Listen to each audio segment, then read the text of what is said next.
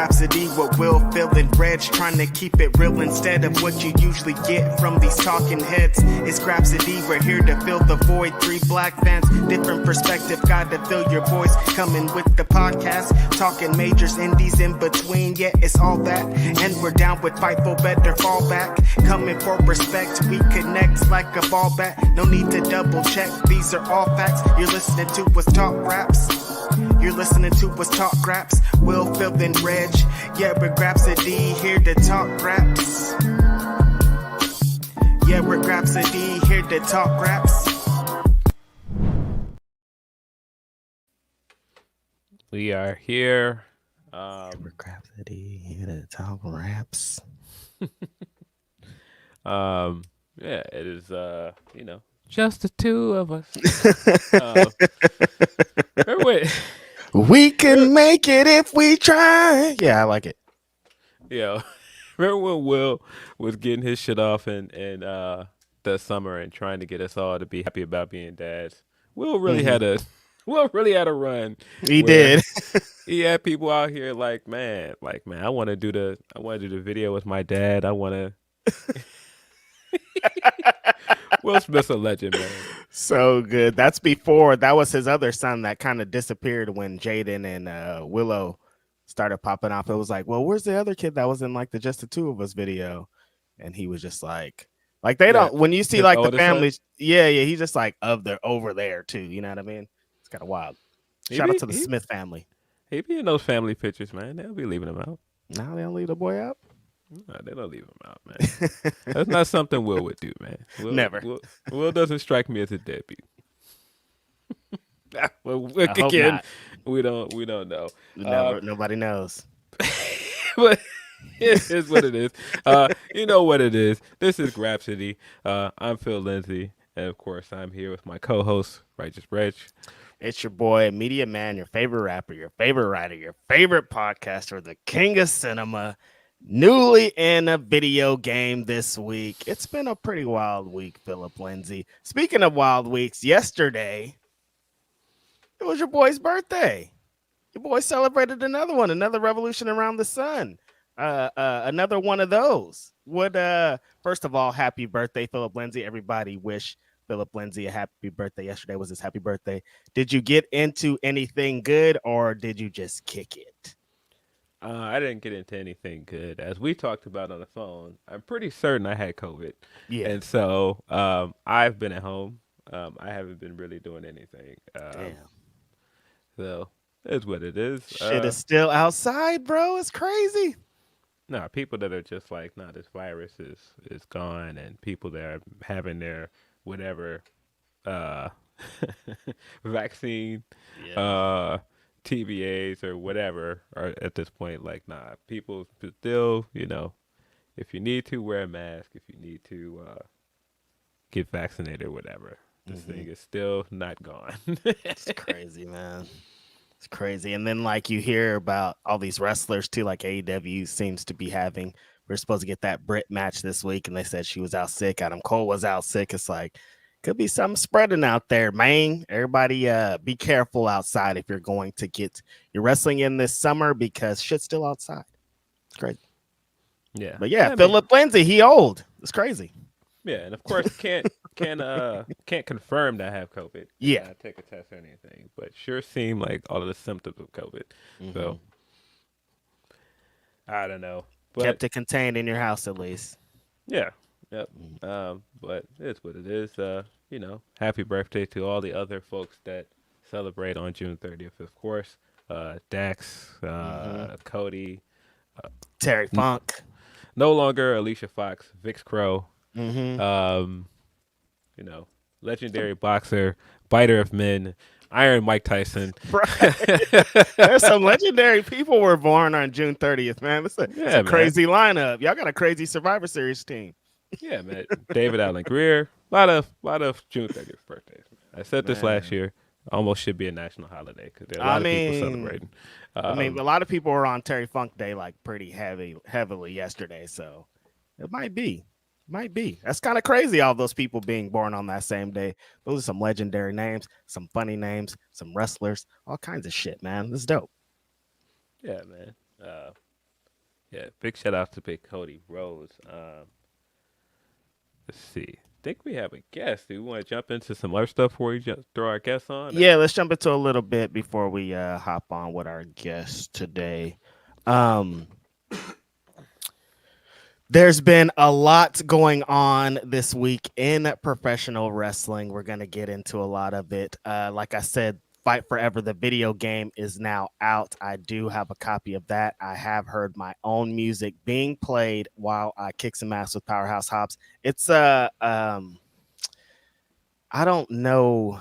I just never thought this was would happen, honestly, Phil. So like the emotions are still kind of wild. Like when I'm like looking at this video game and playing it while my song is going off, it's like, yo, what the how did I get here, bro? Like doing this podcast got me there, or I don't know what the hell happened, but I'm blessed. I'm very excited. Everybody that's been sending messages, I've been getting hella messages on Twitter, hella messages on Instagram of people being like, I heard your song, it's dope, Brick Phone, it's really cool, all this shit. And I'm just like, bro, this is something I couldn't have never even imagined. So if you sent out any love to me, I really want to show my appreciation to you, because it's been a crazy ride, man. Like fucking video game, man. And the video game is super fun. If you haven't played it yet, definitely download it.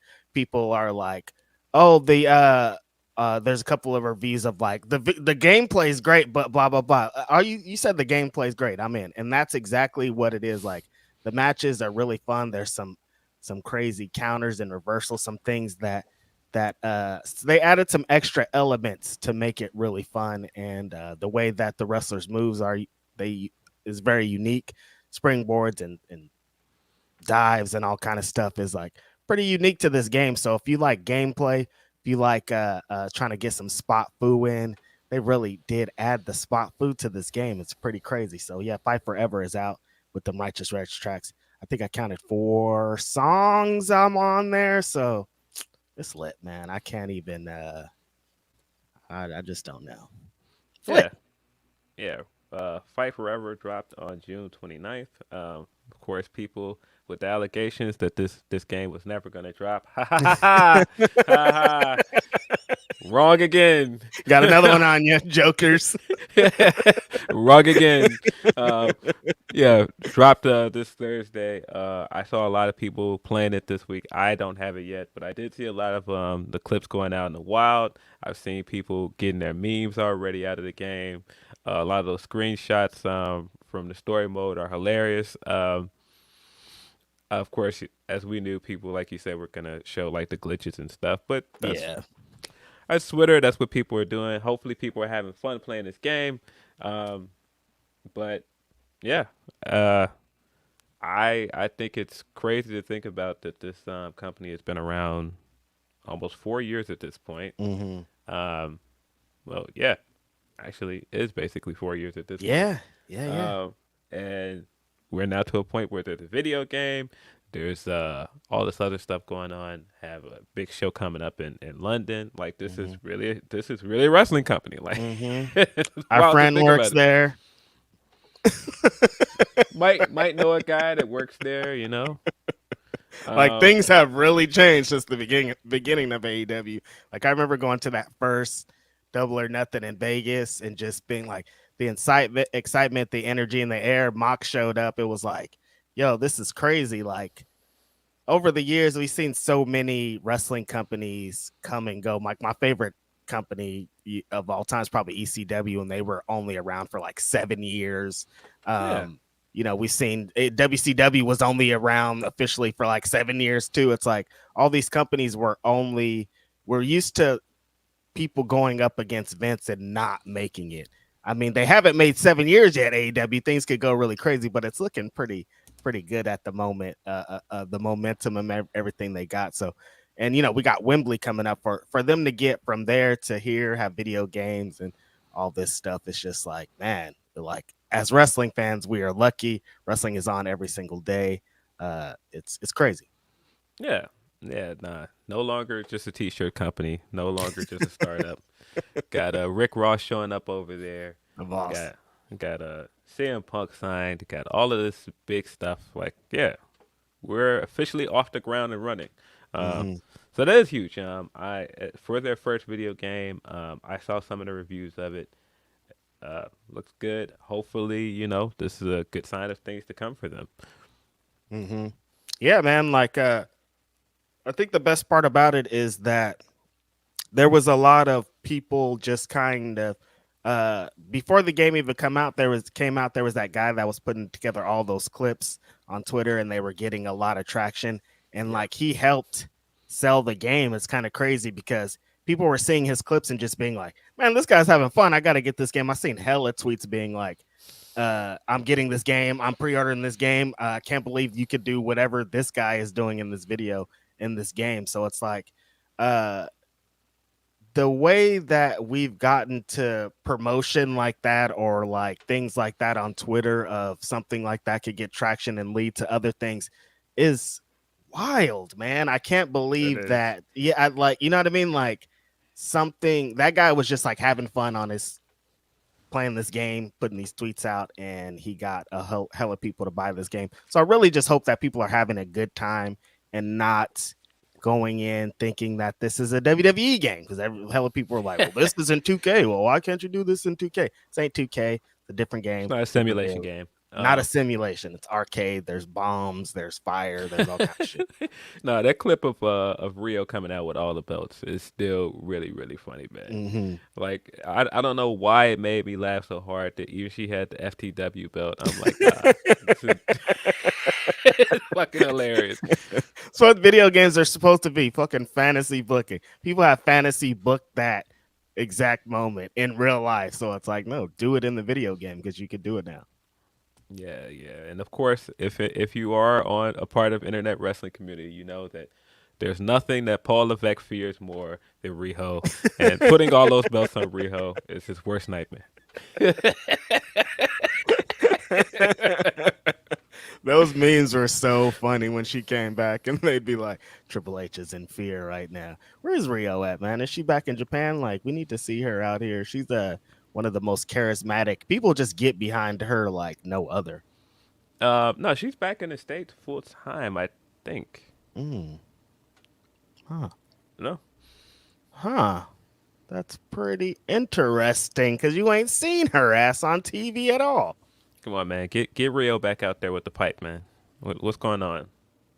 Rio Who is do pulling up with the who pipe who do every week. who do I have to call? Who do I have to call to get Rio back on TV with the pipe, man? Somebody's allocations are into another Japanese women's wrestler who just had a big main event last night on Rampage. Hikaru Shida took on Taya Valkyrie. So, spread the love. um, I don't know. Should we get into some super chats and humper chats? Yeah. We got a couple of super chats here. Um, our homie Jake Salazar kicking off the day. What's up, Jake? On BTE, Nick said, Okada, don't you have like a 60-minute match to get ready for?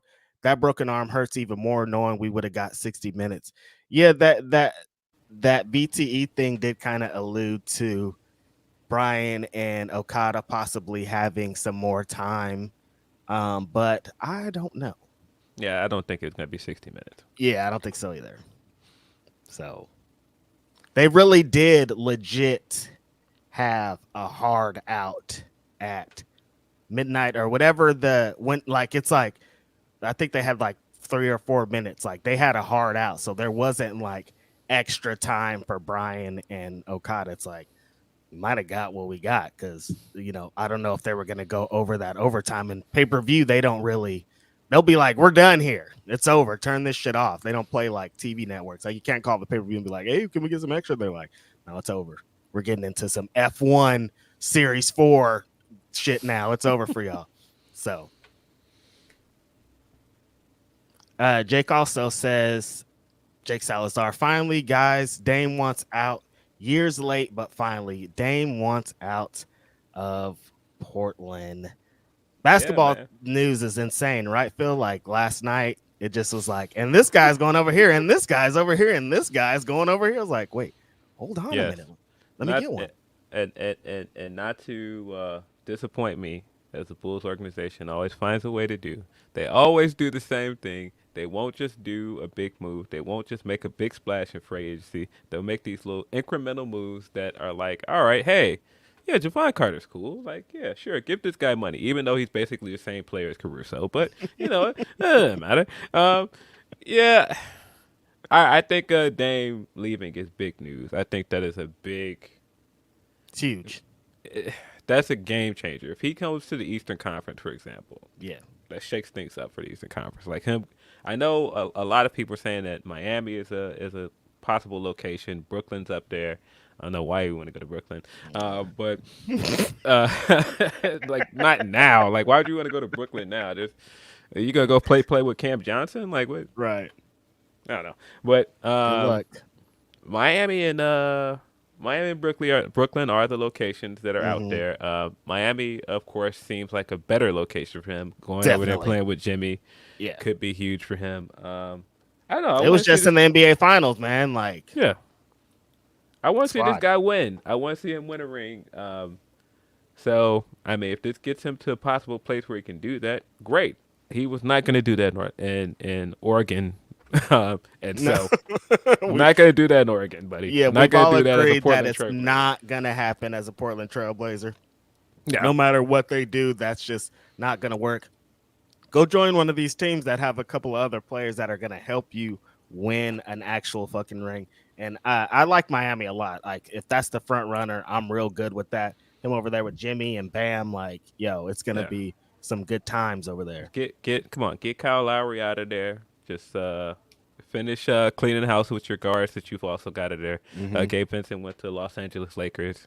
So yeah, he could end up there. I don't know. Of course, the other big news: Tyler Halliburton signed that enormous deal with the Indiana Pacers. Big time.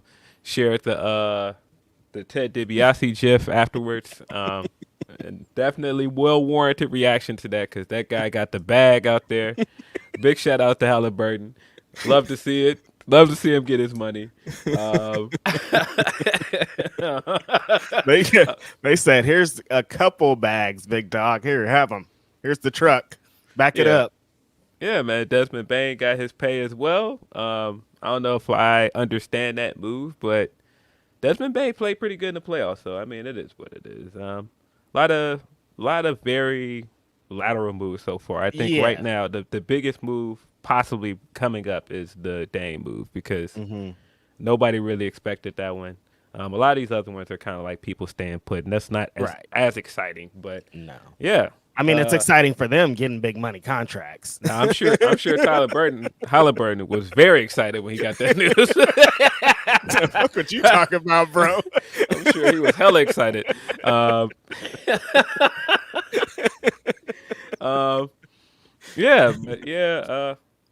Free agency moves are in the mix, man. Nothing better than NBA free agency, man. This Dame news is like big, man. And I don't really want to talk about it because it's been a tough week for the Warriors. the other news, of course, is that Harden wants out of Philly, so Harden is also on the move, possibly. Oh, and Draymond got his money too. 4 years for Draymond. Crazy. We knew that was going to happen when Poole was out. We was like, all right, here's Draymond's definitely staying. Crazy how that worked. Started last season, punching somebody in the face.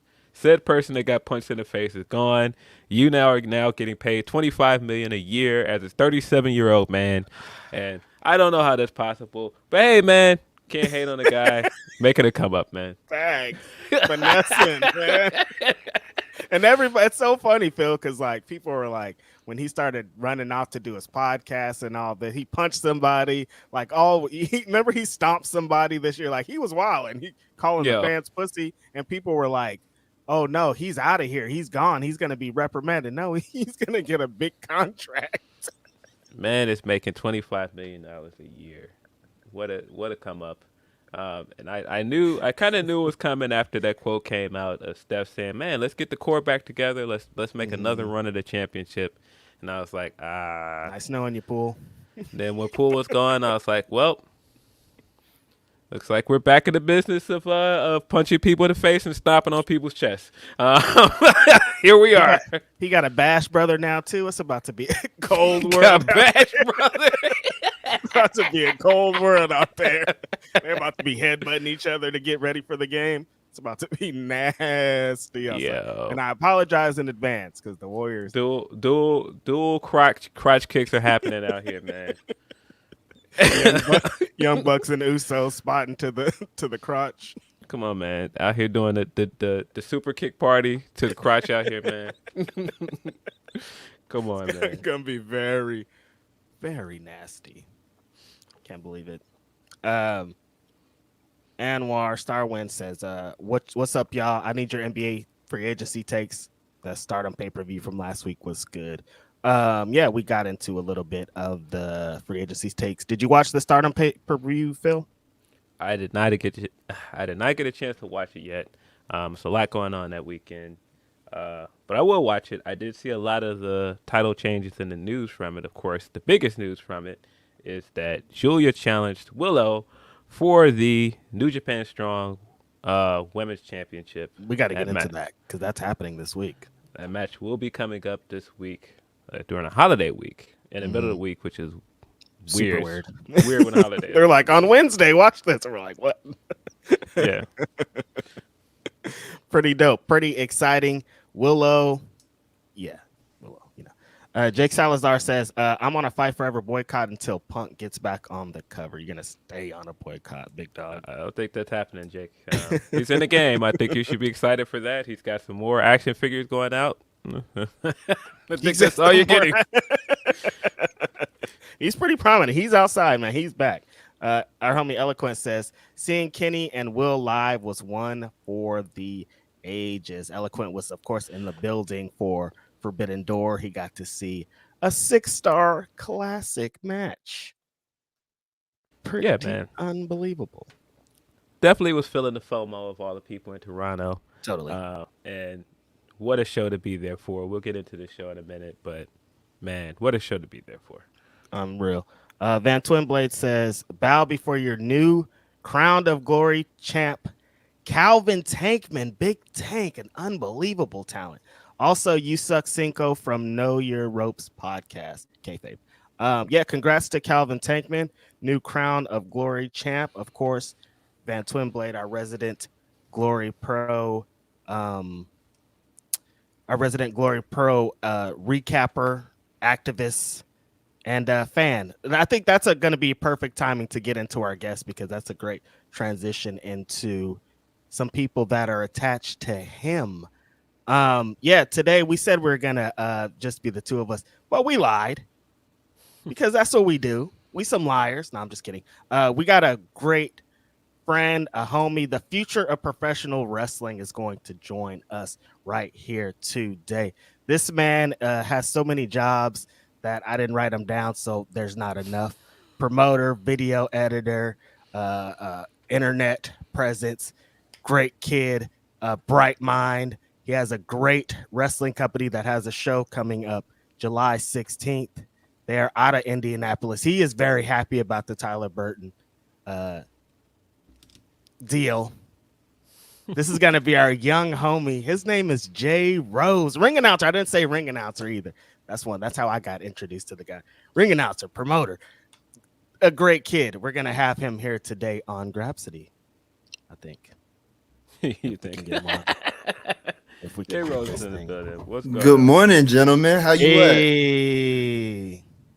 I meant if we can get this right. We're going to get it right. Come on. We're going to get this right. Nope, he's gone. Nope, everybody's gone. Hey. There you go. Nope, everybody's back. Nope, everybody's gone. Oh, yeah, there we go. Wait. No, it did it. And then there we go. There we go. What's up, Jay Rose? Good morning, gentlemen. How you at? What's going on? We are doing pretty well today. Yeah, we got into a little bit of basketball talk. I saw you celebrating down there. As someone from Indianapolis, how big is this deal for y'all over there? Listen, there have been a bunch of franchise players as far as the Pacers have gone throughout my lifetime. I was there for the end of Reggie. I was there for the prime of Jermaine O'Neal. I was there during the, and may his knees forever rest in peace. One of my favorite Pacers of all time. I was there for Danny Granger. I was there for Paul George. Granger, boy. Roy This Hibbert. is how you know I'm a fan. Danny Granger and Roy Hibbert were holding it down. Well, they were trying their best to hold it down. They're trying to hold it They were down. holding it down. Granger, George, Oladipo, but like Halliburton is the first person who I've ever seen that's a star on the Pacers that's really like, okay, you play the modern game of basketball. PG too, Victor to a little bit, but like those were still remnants of like an era that was slowly, you know, being acclimated to today's game. Tyrese Halliburton is a in the present NBA player. I love him so much. It's just the cherry on the top of the fact that he's a Pacers fan. So he's actually you know, I can't get into how, you know, nothing financially, of course, but he's a supporter of Nap. Oh, really? 1 degree of separation. Wow. And even so secret that not even I knew. He pulled up to one of the shows, which is crazy because, like, how does someone 6'5", 6'6"? Like, how is that a secret? You're like, who's that giant back there, bro? He took a picture and everything. He's like, hey, I just wanted to say I support. I just didn't want to take your attention away from the show. All right, y'all be smooth. And then dipped. I was like, what? So that's cool. This is a Tyrese Halliburton city, and we all just living in it. I can't wait for 2 years from now, 3 years from now, tops, Eastern Conference Finals. That's the goal. At least Eastern Conference Finals. I'm not going to say championship win. We are a city of, at least as far as professional basketball goes, a city of losers. So I'm not even going to be like, oh, yeah, championship on the way. I've read this story before. I know what's about to happen. But I'm at least going to enjoy the ride while we have somebody who genuinely loves the city, you know, supporting, handling the rock. So, yeah, lock him up. Give him another 5 years. Fuck it. Just make him, give it a lifetime. Off rip. Yeah, definitely know that Halliburton is a wrestling fan, by the way, because, I mean, like I said, put up the Ted DiBiase clip last night. We've also seen him rocking the wrestling club merch. We've seen him, like, throw, like, some random things. He's excited about wrestling, so that's cool, man. I love him to death. I'm going to be catching some games, especially if tickets are as cheap as they were last year. You could get tickets before fees. One game that me, Kemp, and Chase went to, $6 before fees. Oh my God. Now you was up there with Sting, but like, but you was in the building. Yeah. That's all that matters. Because, you know, it wasn't the best attended. Like we may have one of the worst attendances in all the league. So you could just come down to security, be like, "Hey, what are you doing?" It's like walking to my seat. They'd be like, "Okay," not even look at your ticket or whatever. It's like going to an A's game. Rest in peace. I'm sorry, but I'm really sorry. I love Las Vegas. It's one of my favorite cities, but like that's disgusting. I can't believe y'all not gonna have a professional sports team. Like that's over. I'm so sorry. We gotta do something. Now we just got cars getting broken into and sideshows. I mean, it's not bad. Like, man. I mean, healthy culture, but like, you know, not having a sports team anymore. It changes a lot. Trash. It changes a lot. It is kind of blasphemous, man. Like, MC Hammer didn't dance in those parachute fans just to take that baseball team. I'm out saying, bro, MC Hammer did not dance. He didn't go through pumps and the bumps with the little ass underwear trunks for this to happen. He was out there representing culture, and we were supposed to be doing this for MC Hammer. MC Hammer is very disappointed right now. That is the moral of this story. If you get anything from this podcast, MC Hammer is disappointed. Wrong, man. Totally wrong. I think MC Hammer is disappointed is just like a general statement that should all be hanging above our bedsides. True. MC Hammer is disappointed, and then let that motivate you or inform you the way it needs to do every single day that you wake up, and then go about your day from there. It's like when Deezus and Mero used to have the thing at the end. They'd be like, "What's your the little thing that would come over the top?" The rainbow? Yes. MC Hammer is disappointed. Just everybody in life. Can't believe I would do Hammer like that, man. Terrible, terrible, terrible. So what's up, Mr. J. Rose? Thank you for joining us today. You always got a lot going on. You're deep into promotion for this next show. You guys have did some pretty incredible things just in the short amount of time that you existed. How did the idea for NAP even come up?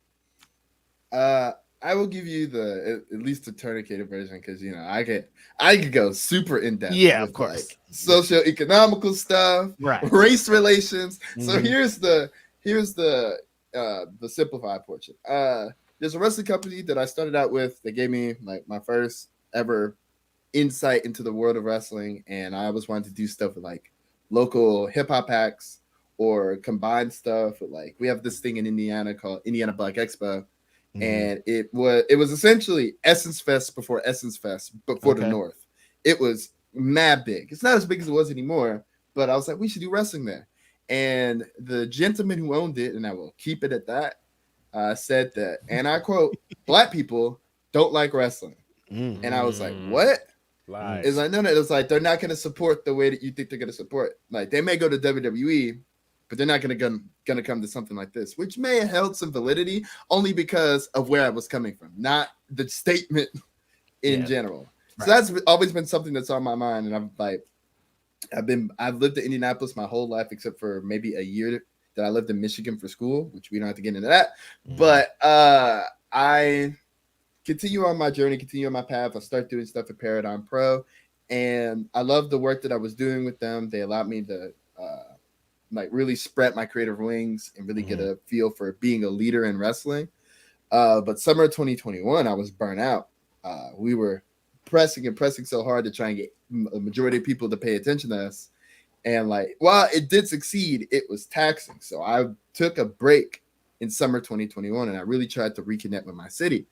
And as I continued to do so, really trying to, for lack of a better term, just being outside, I realized that there was a rampant violent crime problem in the city. And not only was the violent crime problem basically emanating on the part of the city where I'm from, which is the Far East Side, shout out Warren Central High School, but the people who were being affected were kids or young adults around my age who looked like me and came up the same way I did.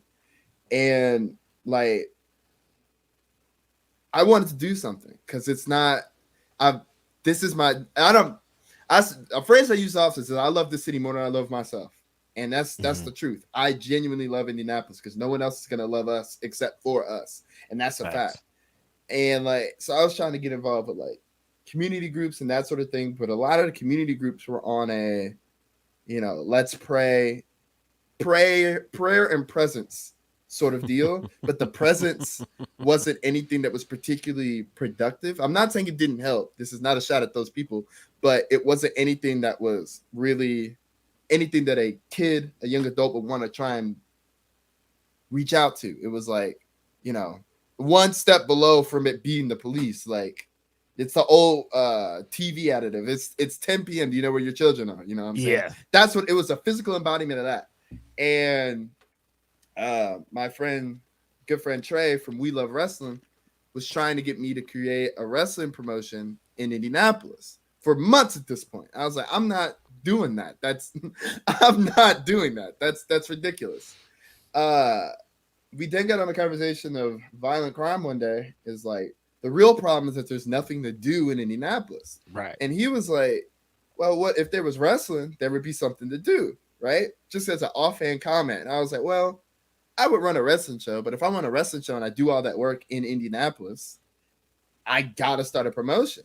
And it was like, well, let's just focus on the show. So he hooked me up with Layla Darden, who is somebody who works on the Far East Side Community Council. And she was like, I get you a venue in the heart of the problems that what all are going on. You just got to run a show. I was like, yeah, I hear you. Like, I don't really have the money for it right now, but two, like, if I do all this work to run a show, I got to run a promotion. Mm-hmm. And she's like, well, I guess you got to run a promotion then, because if this is going to be something that kids can continuously come to, then you need to provide it over and over and over again. And that was the beginning of fall 2021, and I started the steps to create Naptown All Pro. which focuses on, besides putting on a great wrestling program, before anything else, it aims to try and aid in cutting down on gun violence by providing an alternative sort of programming for kids and young adults to be able to come to that's affordable, and they can really truly be themselves. There's nothing wrong with school programs. There's nothing wrong with church programs. I've been in, as a preacher's kid, I've been in quite a few of both of those. As a son of a preacher, man. I've been in every local program that you can name, and the ones that I wasn't in, I know the people who run them. Right. But like at the end of the day, school programs and church programs are always just going to be school programs. Yep. And church programs. And if I get too deep into it, wrestling saved my life when I was in a very, very low time. It gave me drive, it gave me passion, it gave me community I could bond with, and let me see people who reflected themselves on a bigger stage to make me feel like I could achieve anything I wanted to achieve. Besides the fact I'm just a lifelong fan, and I know if there's one thing that kids from ages 8 to 16 are interested in, at least for a small portion of their life, is professional wrestling. So if we can draw them in with wrestling, the goal is to connect them with other community resources that could truly actually change their lives. But at bare minimum, it's a distraction. At most, it's something to get them on the right path to try and change their lives. That is the story of now.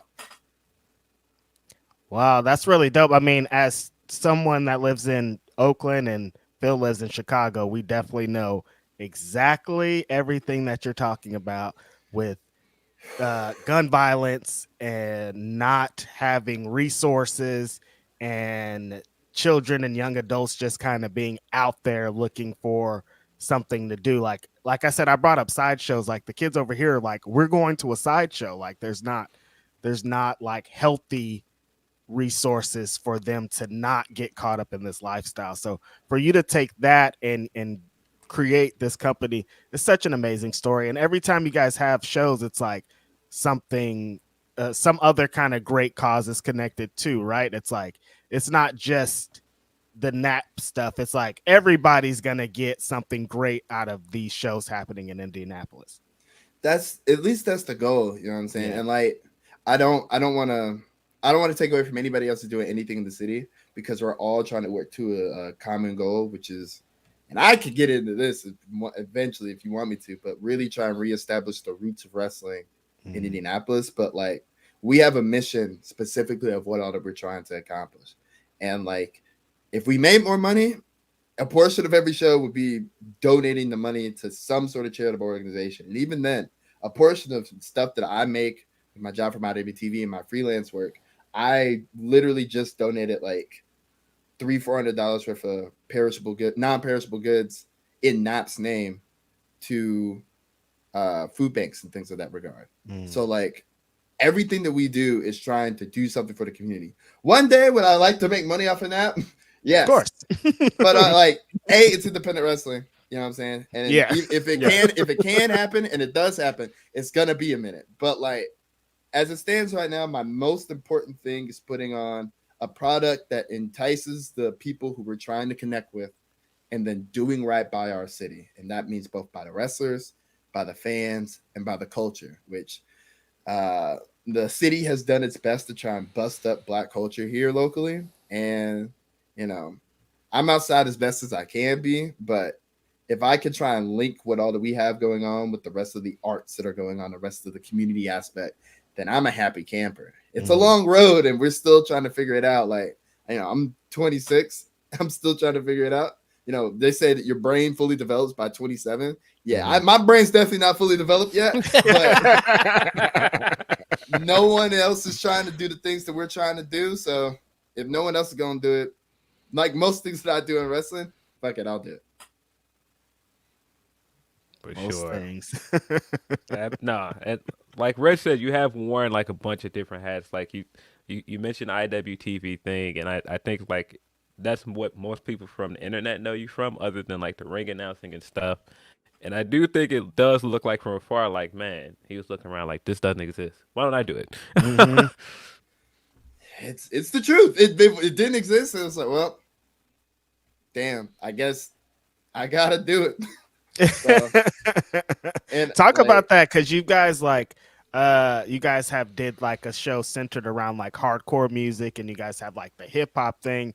How was it to kind of come and do something totally different? Because like you said, you're on IWTV. There's 100 different wrestling promotions that you could watch. What made you want to do that to kind of separate you from the rest of the pack? so a big proponent of what all that we do at NAP, which like maybe semi to our detriment, but we hold steadfast to it. So you got to see it live to get it. You have to be at a NAP show to get it. And there's very few like, and y'all can correct me if I'm wrong. You know what I'm saying? One of the big things I'm a proponent of is if I'm tripping, you let me know that I'm tripping, because I don't want to be like, even whether it's private or in public. If you see me tripping, it's like, nah, you're not right on that. Please open up the dialogue. But y'all can correct me if I'm wrong.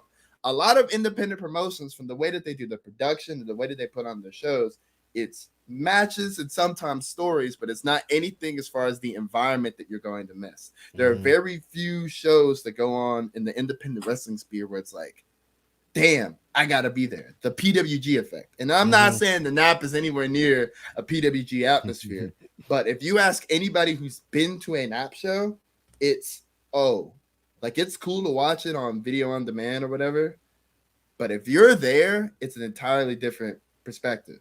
So everything that we do, which is kind of different than I see a lot of these different promotions running, everything we do is set up to our live crowd.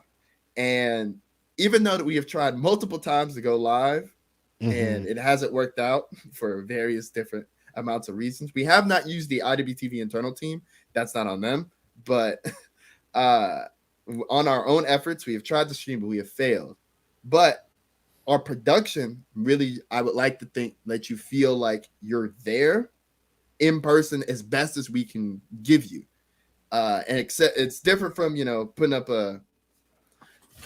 a stream deck, you know what I'm saying, and going from there. Like, we put time and care and effort to everything we do. We do backstage promos, which is something that a ton of independent promotions don't do. I have a team of video editors who desperately just want to show their art and their craft, who are working on promo packages, things of that regard. We really want to try and separate ourselves from everything else that we can do. We're not going to be able to book a ton of names. Straight up. We just ain't got it. We ain't got it. It doesn't exist. But if we can provide a different experience in terms of doing live music, in terms of seating arrangement, in terms of the way that we produce our shows and the way that we release them, if that's what's going to separate us, that's what's going to separate us. Anything that we could do different, that's what I'm looking to do. Anything that we could do different, that's what I'm looking to do. Are you back, Phil? I'm back. Okay. I was like, oh no, do I need to stop? I was like, maybe I should stall until he come back. No, he got this. He back out here. No, that's really dope to hear, because I've been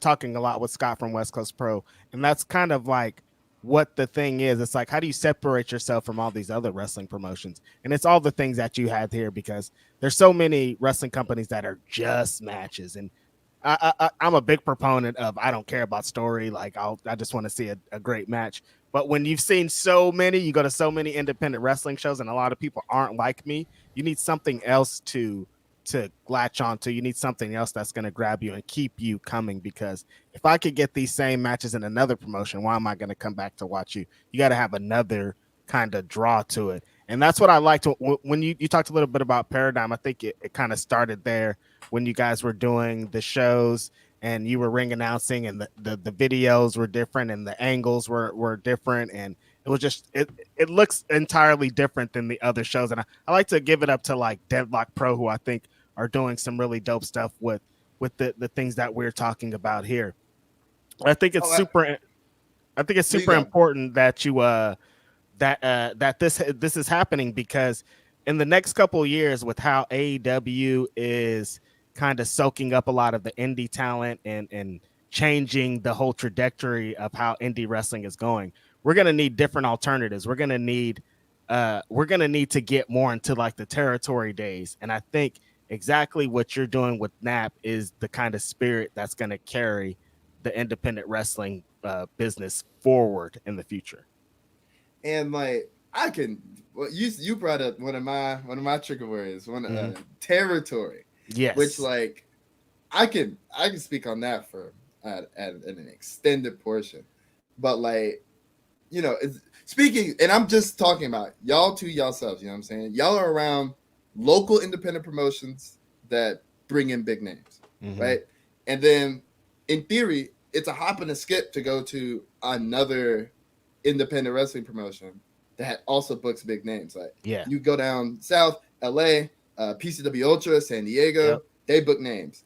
Even if you wanted to really hop in the car, you go up north, at the Prestige, at the Power Wrestling, you know what I'm saying? All those places in Oregon. Now, I don't know. I've never done a Bay Area to, you know, Oregon Drive, but I think it's like 9 hours. I keep saying I'm going to do it, but gas is crazy. So I'm like, when gas goes down, I'm definitely going to do that though.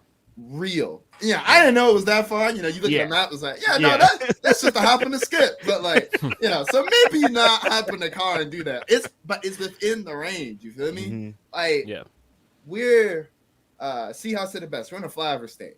You know, no one is going to come to Indianapolis on the merit of coming to Indianapolis. That's just the truth of it all. Like, you may go to Chicago, heck, you may go to Louisville. It's the most northern southern city. You know, Cincinnati, all this other stuff, but you're not going to come to the middle of Indiana. We're out on our own, and if no one else is going to do it for us, we're going to do it for us ourselves. That's dope, man. I love it. Yeah, no, there are definitely not a lot of people that's just like, I want to go and just hang out in Indianapolis. It's not like a big tourist destination. No, we gotta. Like most things that I end up doing, if no one else is gonna do them, we gotta end up doing. And the fact, like, you brought up territory days, and this is, once again, stop me if I'm tripping, but a lot of these promotions who are at the forefront, and this is not a shot, because every time I say something like this, it's like, how's your territory going? You know what I mean? But when I look around at the promotions that are really truly thriving, or the ones that are super popular, those are ones that if we truly developed into a territory system would be the ones that struggled the most. I genuinely do believe that, because the people who are their locals are not the people who are the draws to be able to bring them into the building. A perfect example of this in a positive light is AEW, who before the pandemic was booking all sorts of manner of names. Now, they do book one former, you know, WWE Hall of Famer adjacent wrestler on almost every show. But the actual draws, as far as the wrestling goes, is their homegrown talent. The people that put butts in seats for AIW shows are not, you know, an Alex Shelley, are not a Speedball. It's a Joshua Bishop. It's a Derek Dillinger. It's a Matthew Justice, who even now is like a semi AIW guy, but he made his start there. The people and Isaiah Broner. People who people come to watch at AIW are people who are AIW people. And like, once again, correct me if I'm wrong, and there are exceptions to this rule, but the roster ain't deep enough for a lot of these places that are people's favorites, that when, let's say, you know, there's another visa issue as far as people coming into Japan, or Impact or AEW make talent slow down on taking indie dates, they're going to be in a rough position.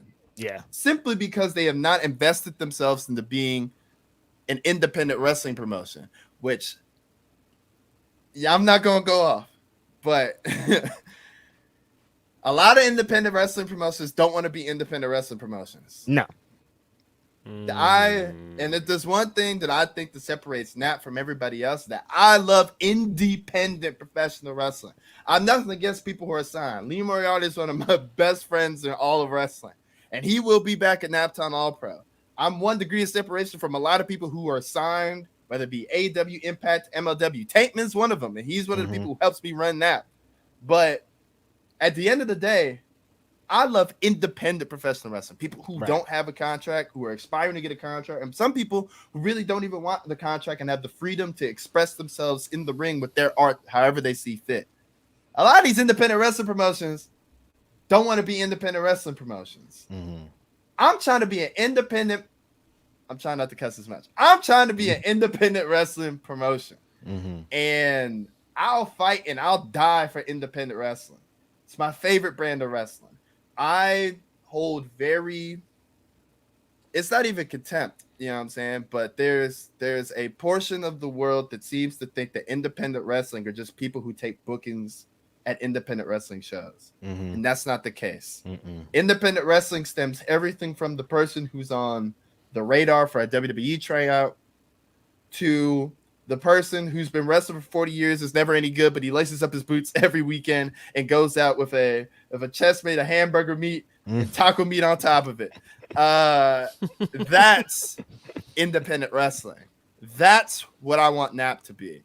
And whether or not we have names and we don't, at the end of the day, the people who we're trying to showcase, the people who are always going to be near the top of our cards, are going to be independent wrestlers. Period, point blank. Period. Well, yeah, let's get into a couple of the people that you are talking about, because, like I said, you have a show coming up on the 16th of July. Very big show. A very big match. This is the farewell match of AC Mack, right? Absolutely. His very last match that, no one ever really retires from wrestling. But, and he's not calling it a retirement. He's saying he's just silently stepping away. And, I'm every time I look at the graphic, I was like, why is this happening here? Yeah. And I'm not saying we're not worthy, but from the way that it came about is I'd heard through the grapevine that he was trying to step away, and we were like, hey, what if your last match was against Rico at NAP? Would you be down to do that? Fully kind of expecting him to say no. And he was like, yeah, man. And we were like, huh? So, it's especially special to me for my journey in independent wrestling, because that is the weekend of the Scenic City Invitational. And SCI is a big cornerstone in my development and love of independent wrestling. And every year there was a Sunday show that was crazier than everything else that happened during the week. There's a TWE show, which shout out to Jay Newman, shout out Dylan Hales. You had the 2 nights of SCI, and then the last day was something crazy, whether it was Atlanta Wrestling Entertainment in Atlanta, obviously, whether it was Southern Underground Pro. No matter what it was, there was always something crazy on that last day. New South in Alabama. And there's nothing in the South the Sunday of SCI weekend except for us. And I know we're not a Southern promotion, but to just carry that torch for the person who was the flag bearer for Southern independent wrestling for the past 3 years and to be a part of that weekend is super special. And I have no idea what they have cooked up. Not to pull back the curtain too much. Run time, no, there is no time limit. You know what I'm saying? They can go as long as they want. Feel it out. Have the moment for real. But I'm especially honored to have, a Black world champion. And anybody who says the IWTV belt isn't the world championship, they can come and they can talk to me. I'm not gonna do anything about it. We can have a conversation. But a black gay world champion is gonna have his final match in a black gay promotion. And I think that's poetic. I'm super excited. That's super big. Shout out to AC Mack. Hopefully it's not for long. Get into a couple of the other the homegrown stars, some people that we might not know that are coming out of NAP.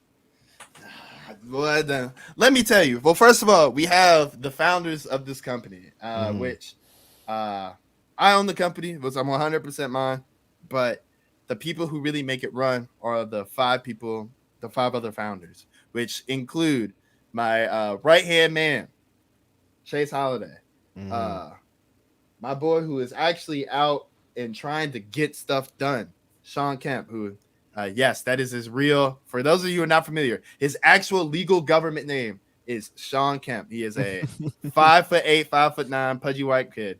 One of the best wrestlers I've ever met, one of my best friends on the planet, but he's named after Shawn Michaels. His father's name is TJ. His full legal name is Shawn Michael Kemp. Wow. So, I was about to say, wait, he's named after Shawn Michaels, not the basketball player? Not Shawn Kemp. It just so happened to be that his last name is Kemp. And it was like, yes, obviously his father knew who Shawn Kemp, the basketball player, was, but it was like, that's a fun little quirk. He's a second generation wrestler. His father loved Shawn Michaels so much. He said the child will be named Shawn. Wow. So it's Shawn Michael Kemp, my literal best friend in all of wrestling. Second founder. Third founder, the America Deathmatch World Champion out of ICW No Holds Barred, the Hoodfoot Maurice Atlas, and Heavyweight Hustle, Major Leaguer Calvin Tankman. Those are, and I'm, player coach sitting on the bench. We don't have a fifth, but those are the four gentlemen who helped me run this stuff. And collectively, I like to call them the Northern Posse. Growing up in Indianapolis, Southern Memphis rap was the most popular genre from like when I was a little kid in like 2000 to 05, 06. Crunk was big in Indianapolis. So yes, Crunk was big everywhere. Crunk was big everywhere, but like if you go back and listen to local rap from Indianapolis, it's all like pseudo 3-6 Mafia stuff. Gotcha. It's either 3-6 Mafia sounded stuff or it's Bone Thugs and Harmony sounded stuff, and there's no in between. Nothing else. There's no Southern influence. There's no East Coast influence. No West Coast influence. That's all that we did. So calling them the Northern Posse is a tribute to that. Those are the cornerstones of Indiana independent wrestling. That, and like, no disrespect to anybody else, because we have a bunch of people who are down in the trenches trying to do what they do to wave the flag for Indiana wrestling, but those four are like my modern day Mount Rushmore. Now I'm biased, but like those are truly the standard bearers. Kemp and Chase are a tag team that have been featured on Deadlock, and they currently hold, I think, 4 tag team championships across the state of Indiana. They are the standard bearer for tag team wrestling currently in the state of Indiana. Hoodfoot is top 5 deathmatch wrestler in the world. Top 10 if you like for sure, but I'll argue with you. Top 5 deathmatch wrestler in the world. Go argue with your mother. Or go argue with me. I'll be your mother today. Top 5 deathmatch wrestler in the world as a black man. Crazy. Unheard of. Legitimately unheard of. AJ Gray is the only other person who comes to mind as far as accomplishing the things that Hoodfoot has accomplished in the world of deathmatch wrestling. Tournament winner. World champion. Not to reveal what all's going on, but he may be exercising his visa very soon. Actual world champion. Hey. And lastly, the big man, the man in the middle, Mr. Calvin Tankman, who I will say, not to expose his business or nothing. You know what I'm saying? And like, I know it kind of goes against what I'm, pushing as far as it goes to independent wrestling, but like read between the lines if you want to. And shout out to MLW, shout out to Court, love him. That's the best. That is a top 5 pure independent wrestler in the world right now. Not anybody who's really associated with a big name contract. I'm not counting. Let me say something real quick. And we gotta have this conversation. Because I just remember something. When you put out a question on Twitter, Reg, that was like, who is the best independent wrestler in the world? And people were like, it's Speedball Mike Bailey. And that infuriated me. Not because Speedball isn't an extremely talented wrestler, because he is. He is legitimately one of the best wrestlers in the world. He has a contract. Yeah, he does have a contract. He is signed. He wrestles a ton on the independent wrestling scene. He is a asset and valuable to independent wrestling. He is anywhere that he goes, he's the best wrestler on the card, damn near. But that is a signed wrestler. He's on TV. When y'all were having the conversation about it, he had the X Division Championship. I was flabbergasted. He's signed. So of actual, like, at least because MLW people take far more independent bookings than almost anybody else, right? And does Tank have a contract with them? He does have a contract with them. I'm not going to expose his business. Yeah. But as it stands right now, he is signed. I feel like that's kosher to say. He is signed. But even with him being in MLW wrestlers take far more independent wrestling days than anybody else, right? A pure and pseudo-pure independent professional wrestlers, not people who are on ROH, not people who are on Impact, not people who work for AEW. Pure independent professional wrestlers. That's a top 5 wrestler on earth right now. Top 10 for sure. Again, top 5 pure independent wrestler on earth right now. And no one can argue with me. And the fact of the matter is, I'm tired of when we have these conversations, both in and out of the black wrestling space, about who are the best wrestlers, especially independent wrestlers. Y'all overlooking my man.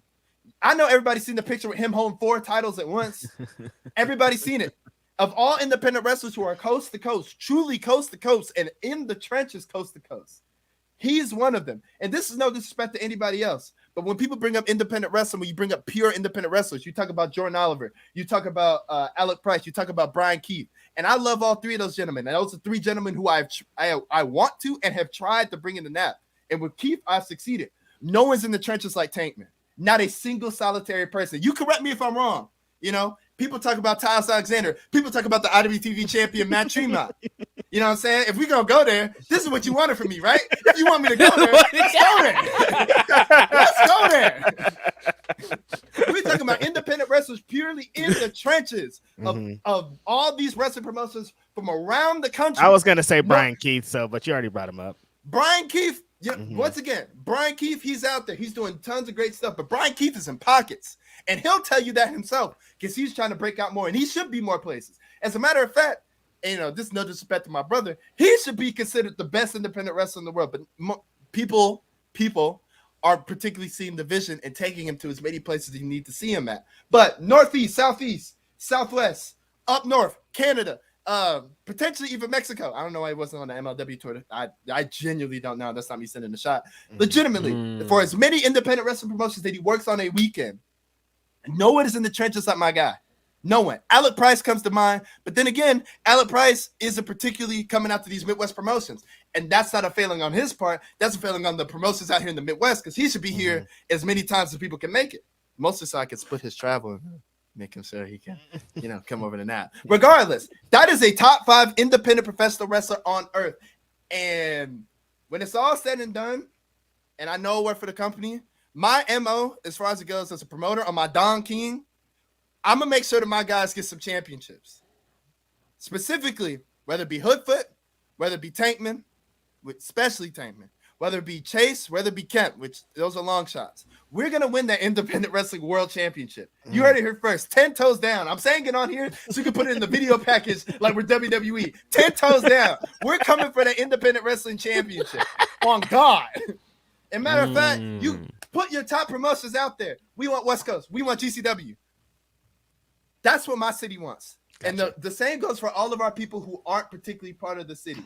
The main person who comes to mind as far as that goes is Darian Banks, who is the most underrated professional wrestler going on the scene today. Insanely underrated. A maestro.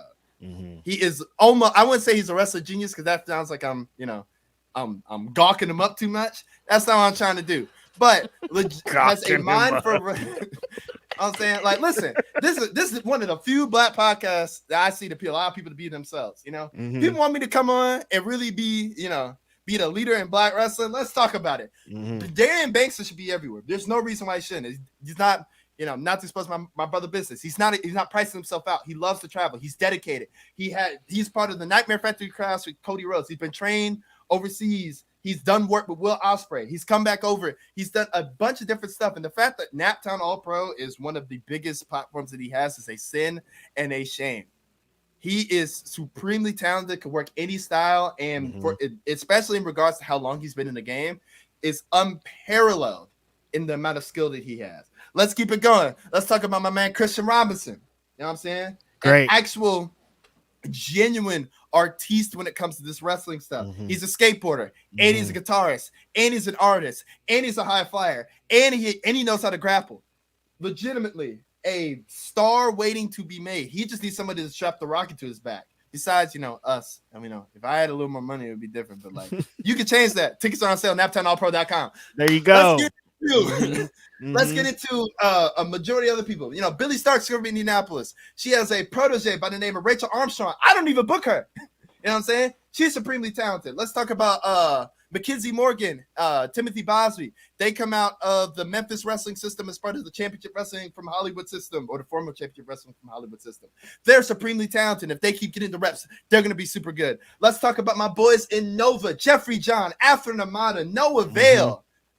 A supremely talented trio who I put together is trying to, Paul Heyman, accentuates the positives, hide the negatives, and they've taken the ball and they've run with it. Jeffrey John is having a supreme run this year. Noah Vale is actually a super duper star and someone who I think should be on the queer platforms that have all been across this month. He should be somebody who should be in San Jose for Uncle. He's somebody who should be on every Big K brunch. He's that good.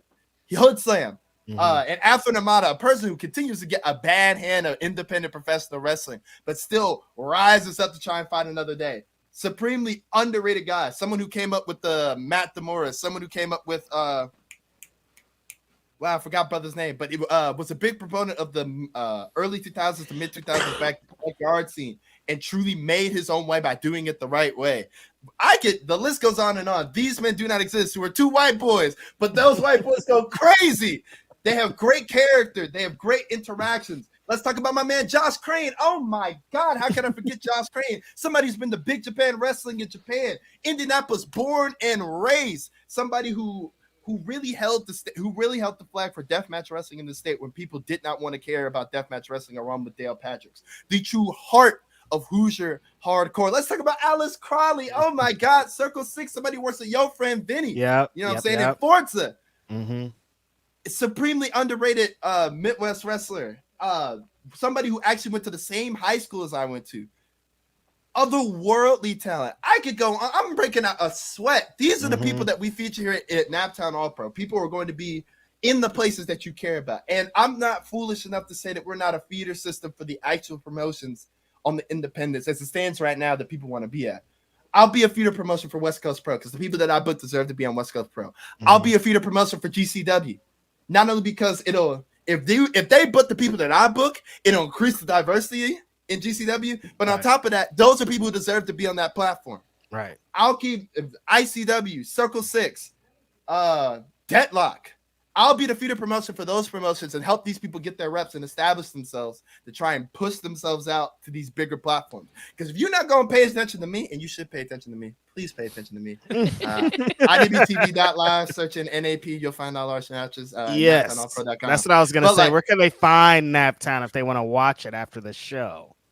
NaptownAllPro.com. We actually have not once again, I don't want to sound like I'm gawking myself off, but we have the best website in all of independent wrestling. No one ever really looks at it, but I spent genuine hours of my time dedicating myself to make sure that we have a roster. We have an updated roster page, consistently updated, frequently asked questions, articles, editorials, highlight videos, things of that regard. And it all looks really cool. NaptownAllPro.com is the best place to go and see everything else that we have going on. In addition to that, all of our shows are on IWTV, literally every single one. And it's going to keep being like that. We also are trying to upload more stuff to YouTube because I know for a lot of people you can't afford even another subscription. It's going to really hurt the pockets, especially Supreme Court. Good job, buddy. Just continue to make our lives harder. But as far as that goes, genuinely, if you can't afford an IWTV subscription, genuinely cannot afford an IWTV subscription, I have private links to all the NAP shows. As long as you don't share them, dead ass, I will send you a link so you can watch the show because it's more important for you to watch the product and keep up with what we're trying to do, both in the community and in the world of wrestling, than it is for me to make the buck. Now, if you can't afford it, please, by all means, go look at us on IWTV. But if you can't afford it, DM me or the NAP account, and I promise you we will get you a link so you can see the show. You have my word. That was can't beat that, man. A display, wasn't it? Did you see how that happened, Phil? He just he blacked out for a minute there. He turned into a different person. He turned into Don King. I swear to God. He was this is why he gets paid to put on the hats that he gets put on, man. Cause look, man, I can't jump up there and do the announcing like he does. I can't. I'm also not a salesman because I learned that very quick in my life. Yo. Y'all want to see this wrestling or not? No, y'all don't want to see it. All right, man. Well, y'all have a good. All right, cool. Yeah. Straight up. Yes. No, I'm same page. Y'all want this? Y'all don't. All right, somebody will. All right. See y'all later. If it makes you feel any better, that's how it feels promoting NAP some days. I'll put out a graphic or something. Be like, hey, tickets are on sale. Hey, y'all want tickets? All right. Okay. I'll try again tomorrow. One last, because I don't want to take up y'all time. I know it's a big pay-per-view weekend. One last thing I want to put out there. Two things. I'll make them real brief. One, Indianapolis is a wrestling town. And I say this with no disrespect to any parties that may be involved on this, and it may get me in trouble. but like I have to put it out here while I have the platform that I have. 3 years ago, actually, Indianapolis, Indiana was the epicenter of independent wrestling across the United States. Mm-hmm. Nothing else was going on, and it was for a pretty rough reason because they were the only people who really not conforming to COVID regulations, but everyone wanted to take advantage of the fact that Indianapolis was open. The whole state, but specifically Indianapolis. There were all sorts of promotions, and I saw wrestlers that I thought I would never see wrestle on in Indianapolis come through. And once the rest of the world opened up, not only did everybody seem to forget about us, there was a giant void gap left in because there was no support of the local promotions, both on the local promotions, and this is pre-NAP, both in terms of local promotions' fault and a lack of particular care for the city on behalf of the people who came in. Once everybody left and went back to their homes, my home was left deserted. And outside of the mission of what they were trying to accomplish, the biggest thing that I want people to know is that Indianapolis is a wrestling town. And the talent that is born, raised, and made here are on an entirely different level than anything that anybody may realize. 4 founders, Levi Everett, Braden Lee, Alice Crawley, the list goes on and on and on. I'll tweet out a list if you want me to. We are a wrestling town, and to treat us like we have been treated as of recently has never particularly sat right with my soul. And the second thing, I want to make sure that everyone knows that independent wrestling is the true lifeblood of wrestling. Everybody says that we're in a boom period, but when there are 2 top wrestling promotions, I'm not mad at it because at the end of the day, I'm a fan. When there are 2 top wrestling promotions, independents get the scraps. And even as somebody who wasn't running a promotion, I can tell you straight up, when WWE was bad, the independents were healthy. That's just a fact. Yeah. The 2016, 2017, 2018, 2019, edge of 2019 year, when AEW was coming up and there was still ROH, but they were a distant second, independent wrestling was far, far, far healthier. And people don't really see what else happening with cannibalization and the rise of streaming and how it's affecting live gates. And there are some people who are particularly at the top who are going to be like, no, it's fine. Listen, you don't see all the promotions that I see, all right? I'm out in the streets. I'm out in the trenches. It's not as healthy as you may believe. It's not horrible, It's not like pre-ROH the way it was, early Smart Mark era. But it's not as healthy as you may let on. Find an independent wrestling promotion close to you. Support that independent wrestling promotion. In every major city across this great land of ours, there is a wrestling promotion. And more than likely, in the smaller towns, there is a wrestling promotion. Now, some of those wrestling promotions may not be worth a damn, especially the smaller towns. But there's independent wrestling everywhere. Support it. Love it. Because that's truly where wrestling thrives. Wrestling does not thrive, just in big arenas. Wrestling does not just thrive in performance centers. Wrestling thrives in live rep, independent professional wrestling promotions. Facts. Support independent wrestling promotions, and they will support the industry in turn. Please.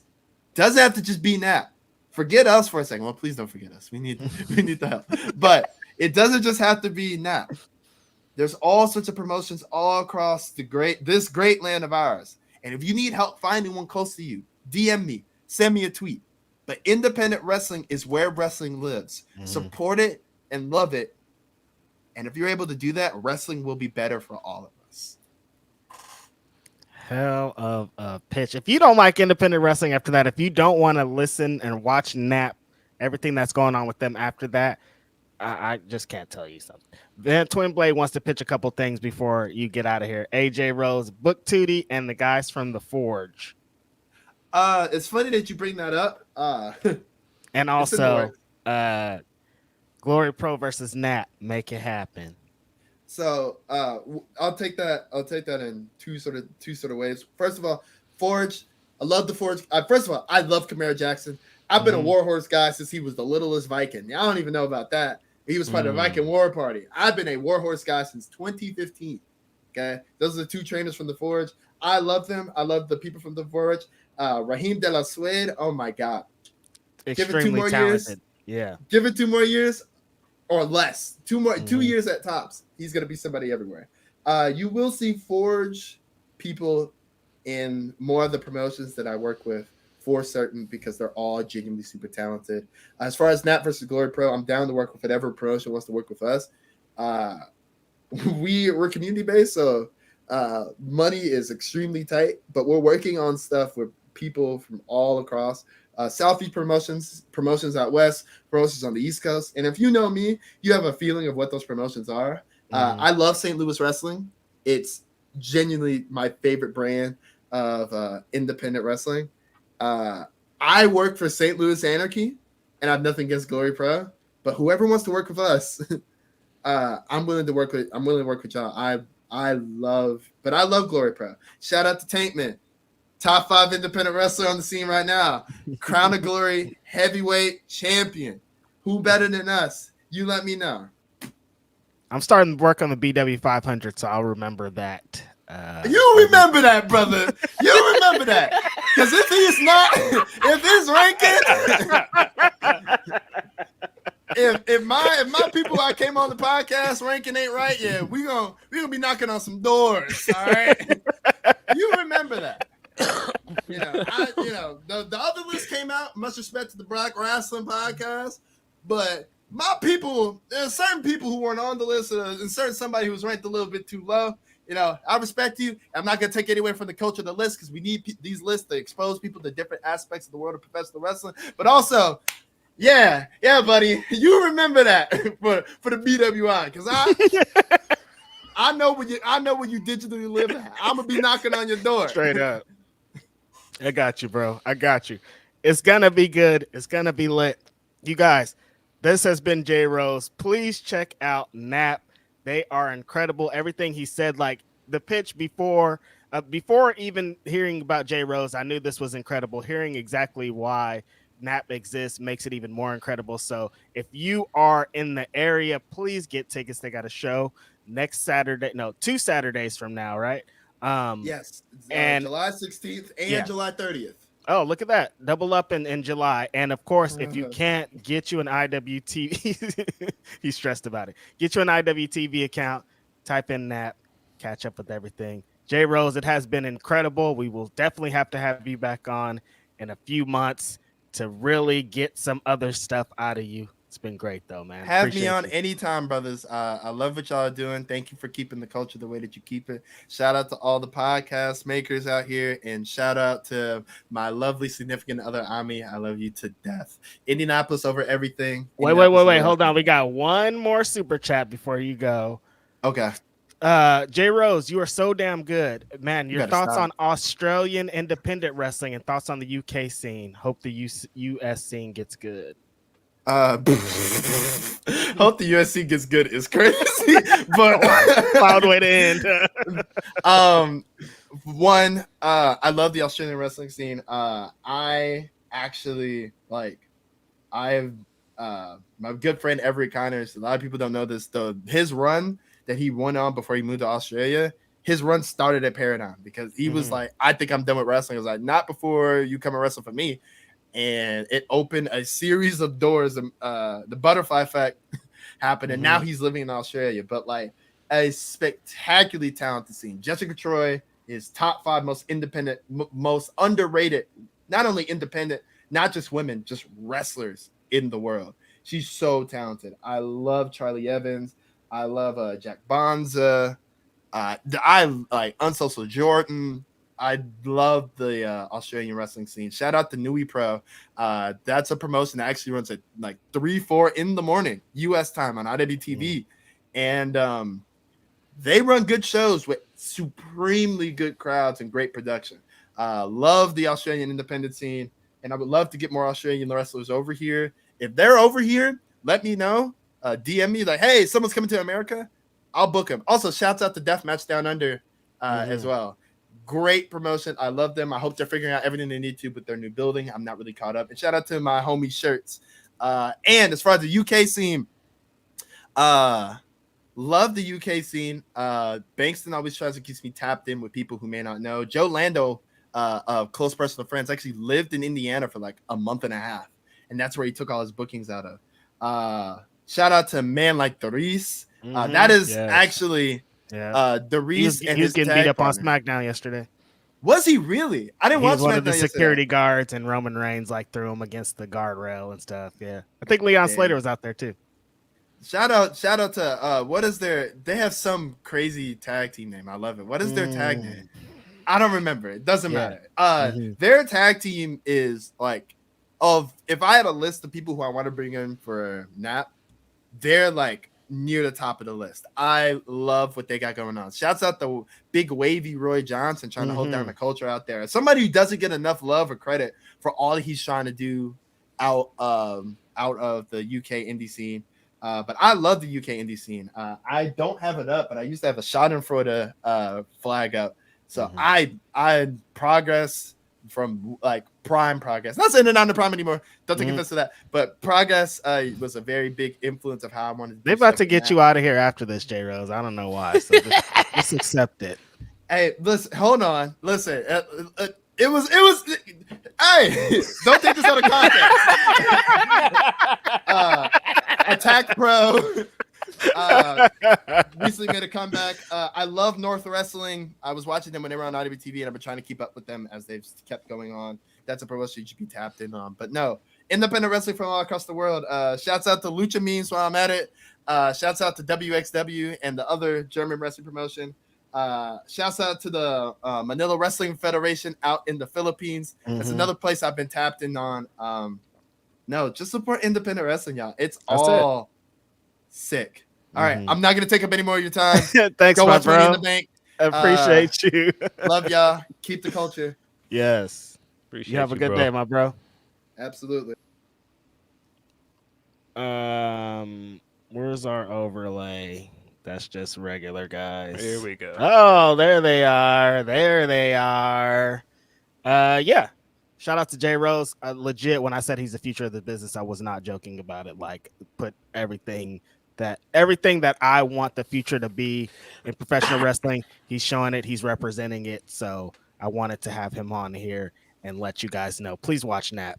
That was independent wrestling. We haven't had enough independent wrestling talk on Grapsody, and I wanted to do that. And J Rose was the perfect person for that. Let's get into a couple more super chats before we move on. Jake Salazar says, honestly, AEW will make it much longer. When you own an NFL team, you get more advantages than the other wrestling companies that have tried. Talking about earlier when we were discussing AEW and their inception and having a video game. But yeah, I guess they do have different money and they're not borrowing money. I mean, they are kind of borrowing money, but different than like when WCW was borrowing money from like Ted Turner. Yep. Yeah. Deontay, our homie, says, I'm laughing at everyone with no skills and fight forever. LMAO. Yeah, I'm terrible so far. Phil, happy birthday, my man. Reg, my dude, thank you for always being you. Much love, y'all. Thank you. Reggie Simmons says, peace to the Graps crew. Yo, Phil, do you think D Rose will ever play in the Bulls jersey again? Happy he will play in Memphis, but was really hoping the Bulls would sign him. Yeah, when I said come back home, I did not mean go back where you played college. You got the message wrong. I don't know, man. I definitely think that he's going to get his flowers here in Chicago the way he should have. I always hated the way he left his team. So terrible, man. But I don't know, man. I would really like to see him play here again, but it's hard to tell, man. I do think he's going to get the coronation stuff that he deserves. He's going to get the jersey up there and everything else, but hard to tell if he'll ever play here again when it'll matter.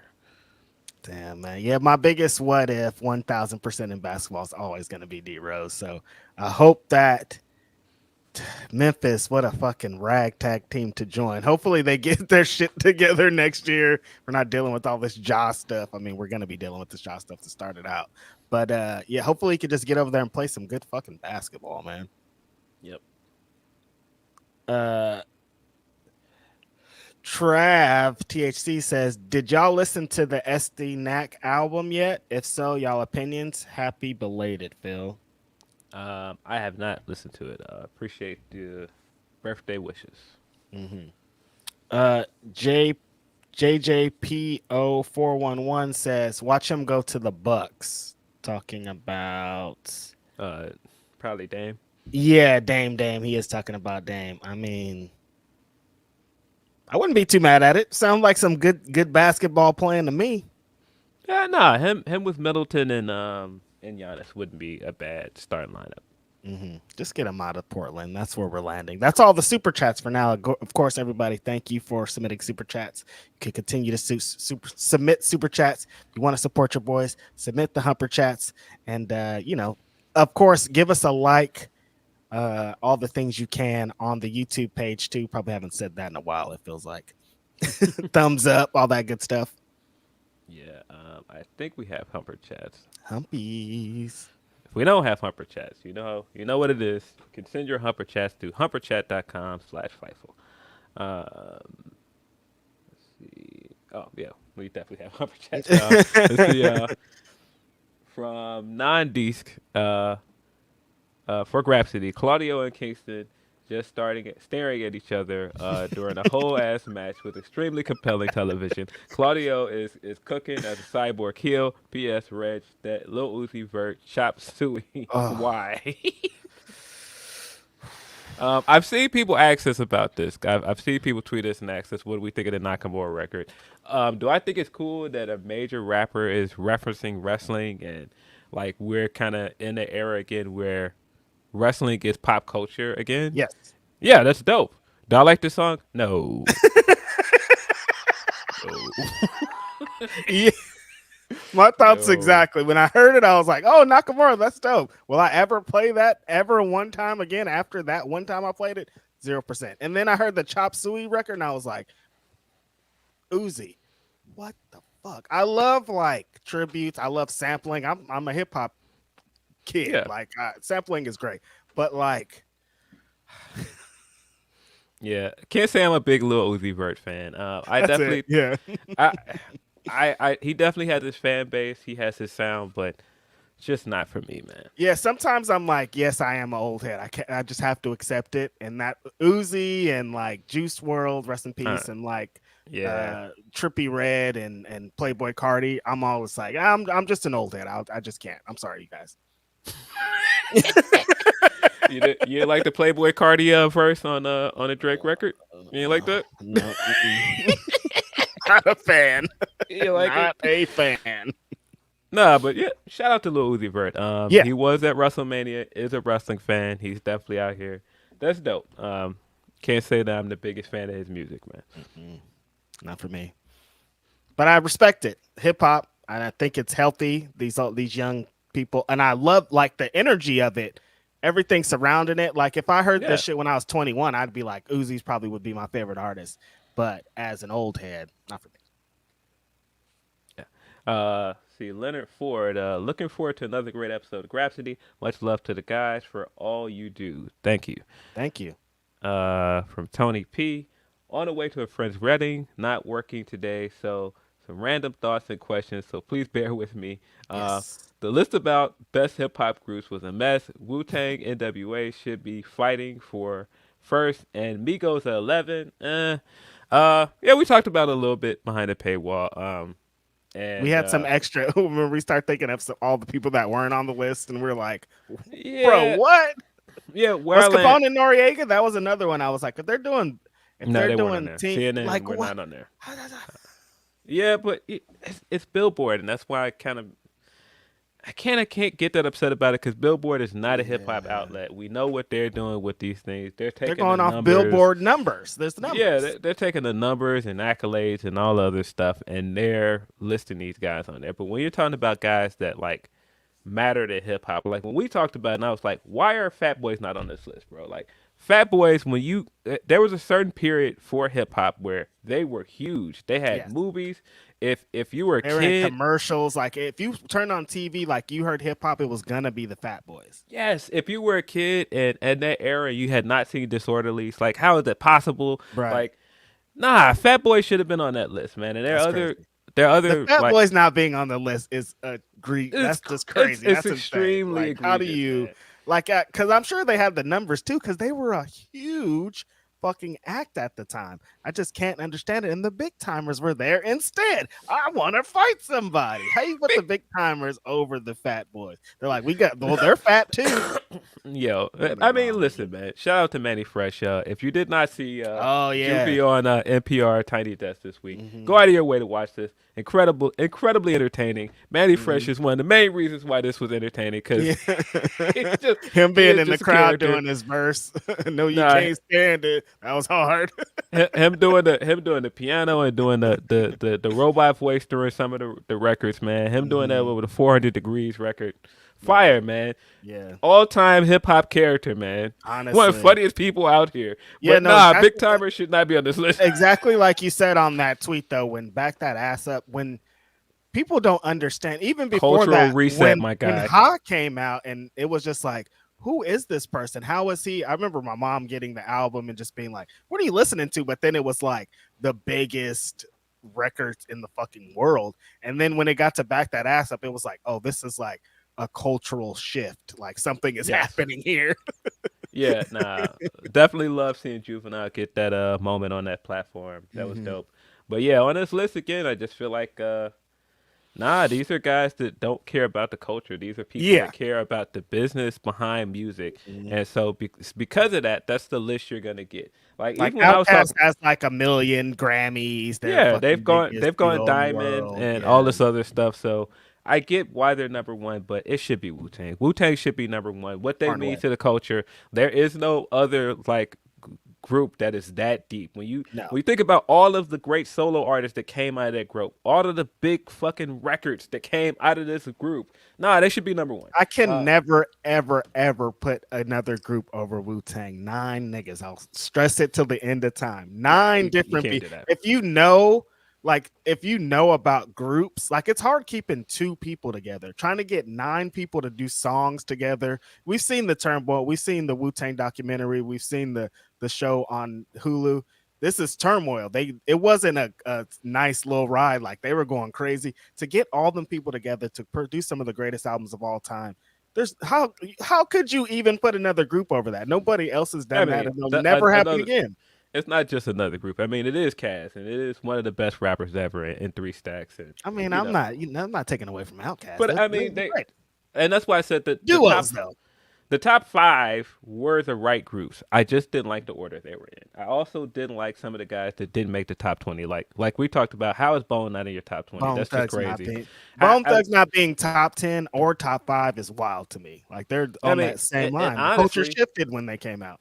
Honestly, Beastie Boys also should be in the top 10. Like when we're talking about what they meant for the culture, what they meant at the time, like Def Jam was the biggest label in the world, and the group on that label, if it wasn't Run DMC we're talking about Beastie Boys. They belong in the top 10. The games existed around Def Jam for a bunch of years, and they were like the main act over there. They've sold so many records. The game was like, that's another one. Just like the Fat Boys, it's like, oh, the Beastie Boys were everywhere. Like you turn on your TV, the people were talking about hip hop. Is like Beastie Boys. What about the Beastie Boys? And for them to be so low is like they were 13, I think, and they should be higher. I mean, of course, all the obscure groups that I think of that should have been on there, like Black Moon, White Black Moon, not on there, like Boot Camp Click. There's all these other if Black Moon not being on there is crazy, and then the City Girls are on there. Like, no disrespect. There should be women groups on here. There's a bunch of women. Salt and Pepper is here. Salt and Pepper made it. Well deserved. But like like other groups like Digital Underground not being on there, like Shock G, and like that is people's introduction to Tupac. Like, how are they not on there? Like when the Humpty Dance was out, Phil, there wasn't anything else. All that existed was the fucking Humpty Dance. You play that shit back to back to back, and they're not on here. Egregious. Blackalicious, I don't think was on the list either. There's all these groups that like cultures existed around, like they were thriving forces in this game. That's why it should have been groups and duos in separate lists. That's where they probably got muddied up. That's why you get the City Girls on here, top 50 fucking groups, when it should be top 50 groups and top 50 duos, because Outkast and Wu-Tang are totally different conglomerates. We're talking about the Dungeon Family versus Wu-Tang, but not Outkast versus Wu-Tang. I mean, there were other more egregious duos, so I can't get so upset at the duo part, but like trying to put like Fresh Prince and Jazzy Jeff on there. They're not a group, man. Come on, knock it off, man. Like Heavy D and the boys are not a group. Why are they on I this feel list, like man? you gotta both be rhyming. Like Gangstar is there, and Gangstar is one of the greatest of all time, but Primo was just making beats, dude. He's not rapping on these records. Like, how could you how is he on the same list as these other people? I did see that Leonard Aaron's Locks were on the list, actually, because he says, I recall Gangstar and Locks being left off. Both of those groups are on the list. PE is also on the list. Like, you cannot have a list of hip-hop groups and not have Public Enemy on there. It's just impossible. That'd be crazy. But, just some of the other... was top 5. They deserve to be, too. Yeah, like some of the other lists, other guys that are left off there, like more obscure. Like I said, Black Sheep is not on there as well. Like, when you think hip-hop, like, who's the Black Sheep? What? Like, how are they not on there? Like, it... But they're like, again, we got Native Tongues, Tribe, and De La on here. We could just forget about the rest. It's like, no, other people were doing stuff too, bro. Yeah, and I mean, some of them are like some of the people on the list. Again, like the top 5, they're where they are. I didn't like the order. De La being in the top 10, of course, where they belong. There are some things on there that are right, but on the whole, not a list for me, man. Nah. And like I said, as someone who makes lists, I still get mad at lists because I'm like, what the fuck are y'all doing? And they're about to be saying that to me very soon. What the fuck is this fool doing? Why did he put blah, blah, blah, blah, blah, blah? Yeah, and I mean, Migos are Migos. Like, I understand their impact. I understand their influence. I understand the success of that group. But 11 is high, man. 11 is very high for me. Super high, considering that like a big part of the reason that they even got a push was because of Drake. And I'm not taking away from them, but it's like Bone Thugs came out and it was like nobody helped them, nobody sounded like them. They shifted the culture, and niggas started rapping fast and shit. Well, because really, Bad and Bougie when it hit, like that was a huge record for them. Yeah. But I don't know. Like I said, it's hard for me to say. I don't know if I could put them 11. Like Bad and Bougie was here. Like I said, they had there was a culture shift when these guys came out. Them and Ray Shrimmer, like we talked about earlier, like when niggas was doing the Mannequin Challenge, like it was that time and but 11 though, I don't. Yeah, wasn't Ray Shrimmer like all the way down to the bottom of the 50? Like they were in the 40 somewhere, and that's why I'm like, how do you come up with that conclusion though? If you're telling me Migos are here, and I'm assuming it's because of numbers and all these other things, how are Ray Shrimmer at that low then? Like I just don't understand that. But again, this list was all over the place. And again, Migos at 11 isn't that bad when you really try to like look at like all this business stuff, but to have them at 11 and have Beastie Boys under them is crazy. Yeah, see, that's exactly crazy. Where I land with it, because the game, there were people, I was getting annoyed for many years after Migos dropped where everybody was rapping like the Migos. That was even a thing, like a fucking saying, rapping like the Migos. So like they did, but like putting them over the Beastie Boys, putting them over groups that like, that's where the list shit is craziest, because like putting people over groups that like there wouldn't exist if it wasn't for these groups. It's like, well, there wouldn't be them if it wasn't for them. But that's where this whole thing gets muddied up. I mean, and look, I get what you're saying, Jordan Rose. Like they are, like I've said all the time, for this generation, Migos are Run DMC. They are the biggest rap group for this generation. Yeah. But and the reason why I said Ray Shrimmer, and if you're gonna mention Migos in the breath that they are, Ray Shrimmer had a run, man. They had hits. They had that's low for them, bro. It feels the same for me. It's like it's like you talk about Stone Cold and The Rock was right there. Like that's how it feels for me. It's like Migos are there, but Ray Shrimmer was like right there. You couldn't go out. You couldn't turn on the radio in 2016, 2015 without hearing "Somebody Come Get Her, She's Dancing." Like I hated that song. Like they were playing that's that a record too, bro. Listen, I'm saying, closeted Ray Shrimmer fan here. Like they got big records, bro. Nah, man. Bill was getting into it. Nah, man. That first album, nah, we was out here, bro. They had hits, man. That shit was on all the radio was just these guys' records. So if we're talking about like, put them closer to the thing too, because they shifted the culture. If that's what we're doing. Yeah, I feel like if you're picking like the top rap groups for this generation, I feel like it's Migos, Ray Shremmerd is in there. Mm-hmm. Yeah, but again, lists. I don't know. I had a lot of problems with this list, but you know, it's Billboard. They're not a hip hop outlet. Big Timers was the biggest thing for me. I don't know why. I fucks with the Big Timers, but like that was like it was like they came out of like necessity. Like it wasn't like we have to do this. We love the music business. Blah blah blah. It was just like, let's do it. Manny and fucking Birdman are here. Have them rap together. And like, you know, people were writing their rap. It's just like, yeah, nah, crazy. Over the Sugar Hill Gang, like Sugar Hill Gang only had one song, but like this list wouldn't exist without the Sugar Hill Gang. You know what I mean?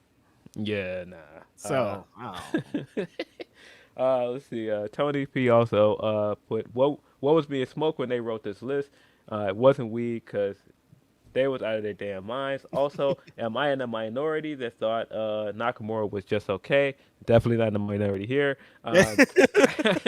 I mean, the arrangement of the beat was okay, but Uzi wasn't doing it for me. I am happy for him though.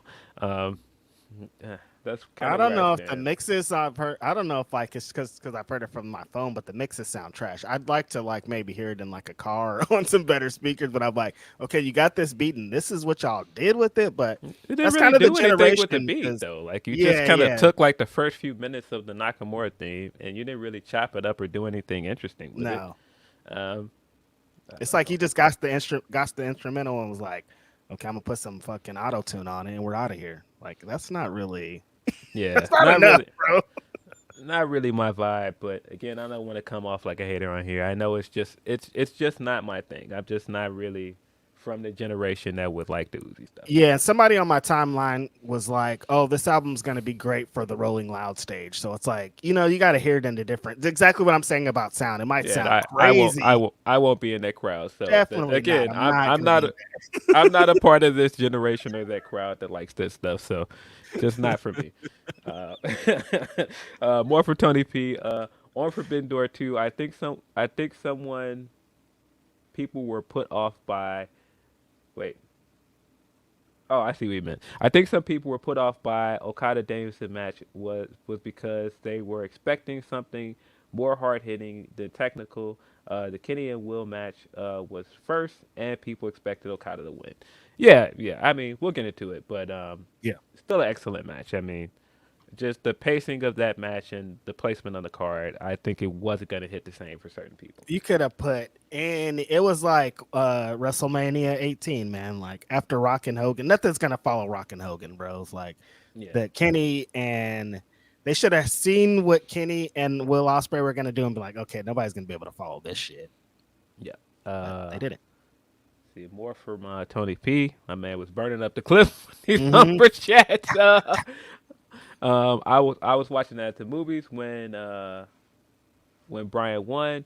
There was silence and shock, even though I was clapping after a good match. Still on Forbidden Door stuff. 4 days until Willow versus Julia, which I can't wait to watch. Who y'all got winning? I think Willow's gonna retain.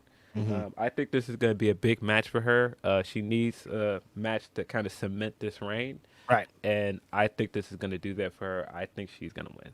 A lot of people seem to be on the train that Julia is going to win just because she's the bigger name. But I think like we talked about on Ask Grapsody, that's the reason why she doesn't have to win. She's such a big name that anything that she does moving forward is just going to be built off of her name. And I don't think she Willow needs it more than she does. Like she could take a loss, Julia, and it's not going to mean anything. It's just going to be a great match. But Willow, in the position that she's in, Owen Hart tournament and all these things, I think that's part of the reason why I think she's going to win this match. Yeah. Another one from Tony P. Also, why is everyone saying Dom beating Cody would be a shock of the night?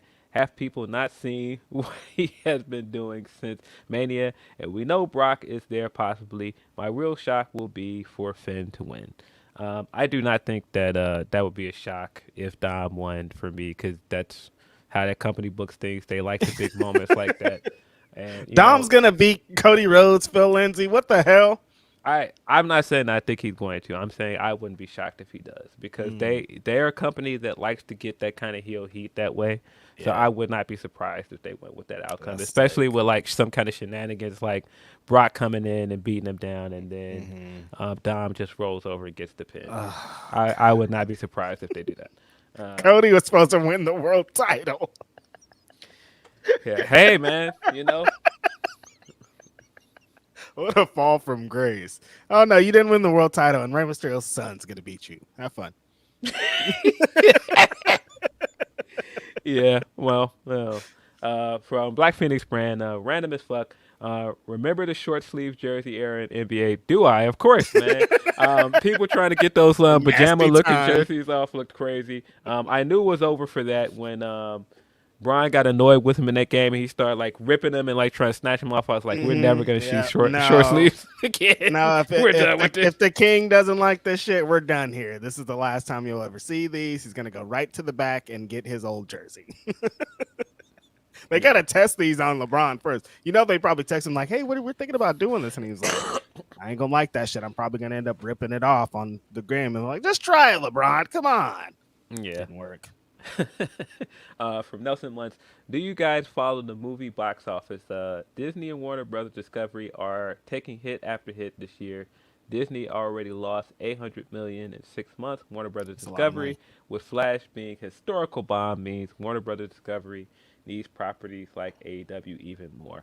I don't follow that stuff, but Flash did very poorly. I saw how they're now dropping it from certain movie theaters early because it's just not doing well, which is just crazy. Do you think it's the I think the pandemic, man, and that the model that they kind of adjusted to it being on streaming a lot faster than it used to. Remember, we used to wait like 6 months to watch a fucking movie. Now it's like in 2 weeks you'll be able to watch it on fucking Disney Plus or whatever. Why would I want to go to the movie theater when I could just wait?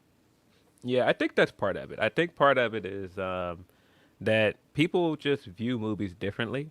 And the fact that people can view things from the comfort of their home, don't have to pay all of this money for concession. I could get high at home. I can't smoke inside there. Why the fuck would I leave? Yeah, I think that some of it is the pandemic. I think some of it is just movie theaters have been slowly losing more money for years. This has been a thing that started before the pandemic. Pandemic definitely didn't help it. But it's expensive, bro. If you got a family, if you got 3 kids and a wife and shit, bro, I can't pay $100 for all of us to go watch a movie. Yeah, and then like the Flash in itself is a movie that did not look like it would get made for a long time. Yeah. And then it went through all of these different creative changes, different directors changes. You had the main star of this movie being in the middle of all this controversy. And then on top of that, you've just brought in James Gunn to reset your universe. It just was a lot of baggage going into this movie. And I could see people going like, I don't know if this movie will matter in a few years. So maybe I could pass and wait until it's on HBO Max. Yeah, I don't know. But it's just numbers. Who cares, right? Wasn't a bad movie. It just, timing of it was very poor. And is it could it possibly, this is a very topic of conversation, is it oversaturation potentially, because the Marvel and the superhero movies are shit every 3 weeks a new one comes out? I could see the oversaturation talk if some of the Marvel movies weren't also doing well. Some of those are doing well. True. And I think it's just that some fans don't know what to think of DC right now. Like, they have lost a lot of goodwill with the Snyder stuff, and then the Snyder people that were supporting these things loyally, now you're telling them we're going away from the stuff that you liked. So it's like, well, I'm not going to go and watch it. So, yeah, I just think it's this. The business is so wild. It's like, oh, you guys like this? No, we're not going to do that anymore. Yeah, so it's a big tug of war with fandom. I think that they just got to get back to making good movies that people want to see. That's it. So. Yeah, I mean, if it's good, people don't care. That's it. Like if a bunch of people went to see The Flash and they were like, "That's the greatest movie I've ever seen," people would go watch it. Right. Is this old one? Did I read that one? Oh, yeah. From D-Lo Diggs, sub family, happy Saturday. Every time I hear the black people don't like wrestling, like I always pull up, wrestling is for, Mm-hmm. Mm-hmm. for the wrestling is for niggas clip. Also, Piss Dallas signed Kyrie back. I figured that was the place he was going to get the most money. I didn't think he was going anywhere else. What did he say earlier this week? I want the next place that I sign a contract with, I want it to be my last. Do you think the Dallas is going to be Kyrie's last team he plays for? No. I don't. They don't. Cody Rhodes ass promo. You lying, bro? No, I don't. But hey, shout out to him. He got big bag. I think he's making around $40 million a year now, which is, hey man, you can't knock the hustle, baby. I'm saying, bro. He was not gonna make that probably in Brooklyn. Definitely was not gonna make that in LA. Remember when he wasn't playing basketball because of wild ass tweets, and now he's getting $40 million a year. I'm telling you, man. Like life lessons. Him and Draymond. Like if I'm a nigga that don't care about nothing, and I'm like, there ain't no consequences. These show me that consequences ain't shit. Hey man. Life comes at you fast, man. It sure does. You can Seth Rollins curb stomp somebody's chest, and they'll give you $25 million the next time. Tony P. I am at a wedding. Just heard the Dame news from a friend. Also, word the team he wants, and Blazers are giving him is basically Miami. I just had to express my joy that he stopped playing around. Said send me to the Heat. Boston fans are mad now. I love that we've now got a full story from Tony P in these humper chats of him going, "Hey guys, can't be there to send you guys humper chats." On my way to a wedding, but then I don't know where he's like, "Wait, Dame's out? Nah, let me get this other humper chat in too." Nah, shout out to Tony P, man. That's super dope. We really appreciate y'all like just showing support and helping us with this fucking podcast, man. So fucking funny. Yeah. But yeah, big news, man. Dame. Big news. Tony P's at the wedding. All kind of shit going on. Board to 630. Happy belated birthday, twin Phil. Hope you had a good one yesterday. We made it another run around the sun. Here's to many more. Did you eat some cake? I did eat a little cake, but not like birthday cake. Just like random cake. But, I was about to say, what's that? Not birthday cake. You ate some cake? Money in Bank's looking fine today.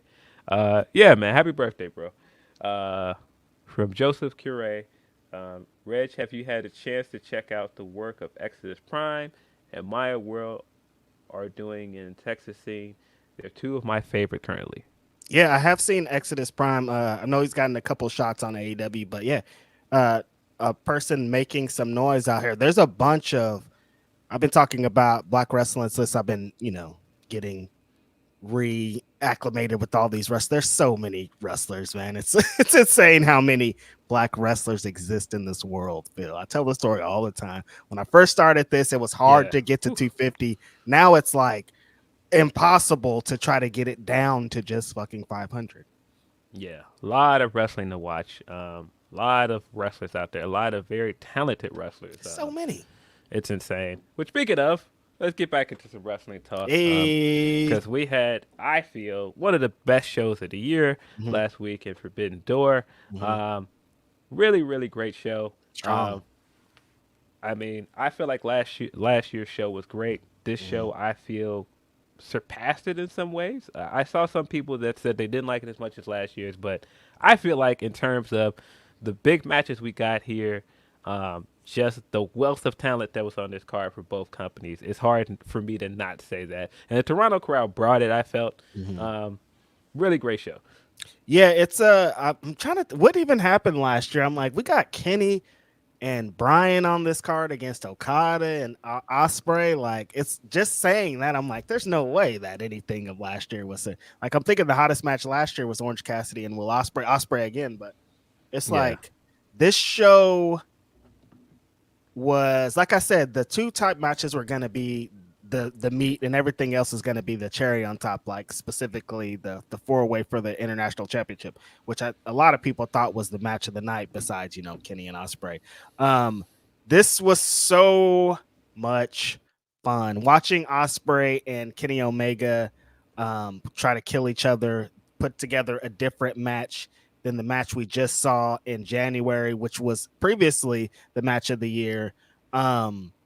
To see the things that they do, to see how they work, to see the strikes, to see the slams, to see the tiger drivers, to see all these things be put together, knowing that following you was going to be Bryan and Okada, and to totally knock it out the park and just like blow everyone's minds. It's like, how do you, what? Yeah, I just got distracted because, of course, I have everything set up on my phone to keep up with basketball, and thing that just popped up in my phone is D'Angelo Russell just re-signed with the Los Angeles Lakers for 2 years. It's looking less and less like Reeves will be back there because they're signing a lot of guards over there. So I don't know, but anyway, more laterals, like you said. Yeah. Look, good for D'Angelo. That's good for him, but not a huge move. Mm-hmm. Getting into this card though, I thought the pre-show started pretty well. We of course got the unfortunate news that Adam Cole was sick, so we did not get the Adam Cole and Tom Lawler match. And so we got Lawler against Serpentico instead. Decent enough match. We got the Mogul Embassy versus Rocky Romero, Chuck Taylor, and Trent Beretta and El Desperado. I thought this was a fun match, but really, I feel like one of the better matches of the show that was not on the main card was Athena versus Billy Stark. Yeah. And that was a first-round matchup for the Owen Hart tournament. We're also going to get a bunch of Owen Hart tournament matches tonight on Collision. But I thought this was a great match. A lot of fun. I've been saying for a minute, get Athena back on TV. And I feel like this is a good way to introduce her back to the AEW crowd. She's getting the Big Willow match coming in the next round. And I'm excited for that. Yeah, I thought that this was a really strong match, especially starting with the Owen. Billy Stark's getting a super huge moment. They get to get in front of this crowd, super hot crowd. And I thought both ladies did exactly what I kind of expected them to do. Athena's been on this crazy run of just being the MVP of Ring of Honor and just strong. She's beating everybody up very bad.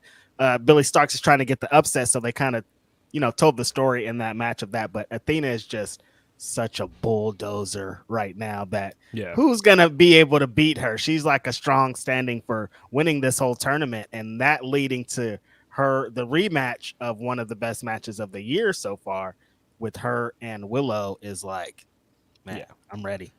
Yeah, and then we also got El Phantasmo versus Stu. Thought those guys tore it down. Very good match. If you want to see the flippy stuff and the, high-paced stuff, really fun match. Los Ingobernables de Japón versus United Empire was also fun. I still just want them to sort these things out so we can get LIJ versus LFI at some point. Really want to see that match, but I thought for a pre-show match, this was great. Great to see Hiromu, because Hiromu was one of those guys that got hurt before the show last year, wasn't on the card last year, so it's great to see him this time around. And I think that was a thing across the board on this show. It's like, man, we didn't get this guy last year, and man, it's so cool to see them here, so cool to see them in a match. But then, of course, started off with MJF versus Tanahashi. How'd you feel about it? I don't know how people feel about the world title match starting the night, but I think this was a good spot for this match. I thought that this was better than the Collision match because people were on Tanahashi's head. He's washed. They blah, were. blah, blah. And I thought the Tanahashi match was fine from Collision. Just what we know, knowing how excited Swerve was for that match, I thought Swerve carried that match in a lot of ways. Definitely. I thought he was a consummate professional in that match. But I thought this match was better because it played more into MJF's strengths as an entertainer. He came out there with the robe. He was doing all of the spots to go, haha, I hate New Japan, but also I seem to know quite a bit about this company because he did a Cobra Twist, which people, of course, if people know, is a homage to Inoki. Right. We got a bunch of the other shenanigans, and of course, he won with the Dynamite Diamond ring spot. I thought this was good. I thought it was a good way to open the show.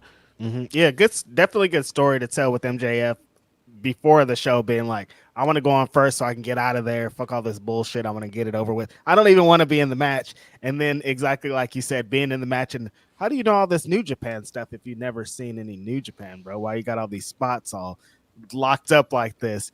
And, him working, because the previous big MJF matches, we've seen the Pillars match, the Iron Man match. They've been high energy, high pace, and to see him kind of do a different match with him with Tanahashi, because at this point you have to. It really was a good way to open the show. Yeah.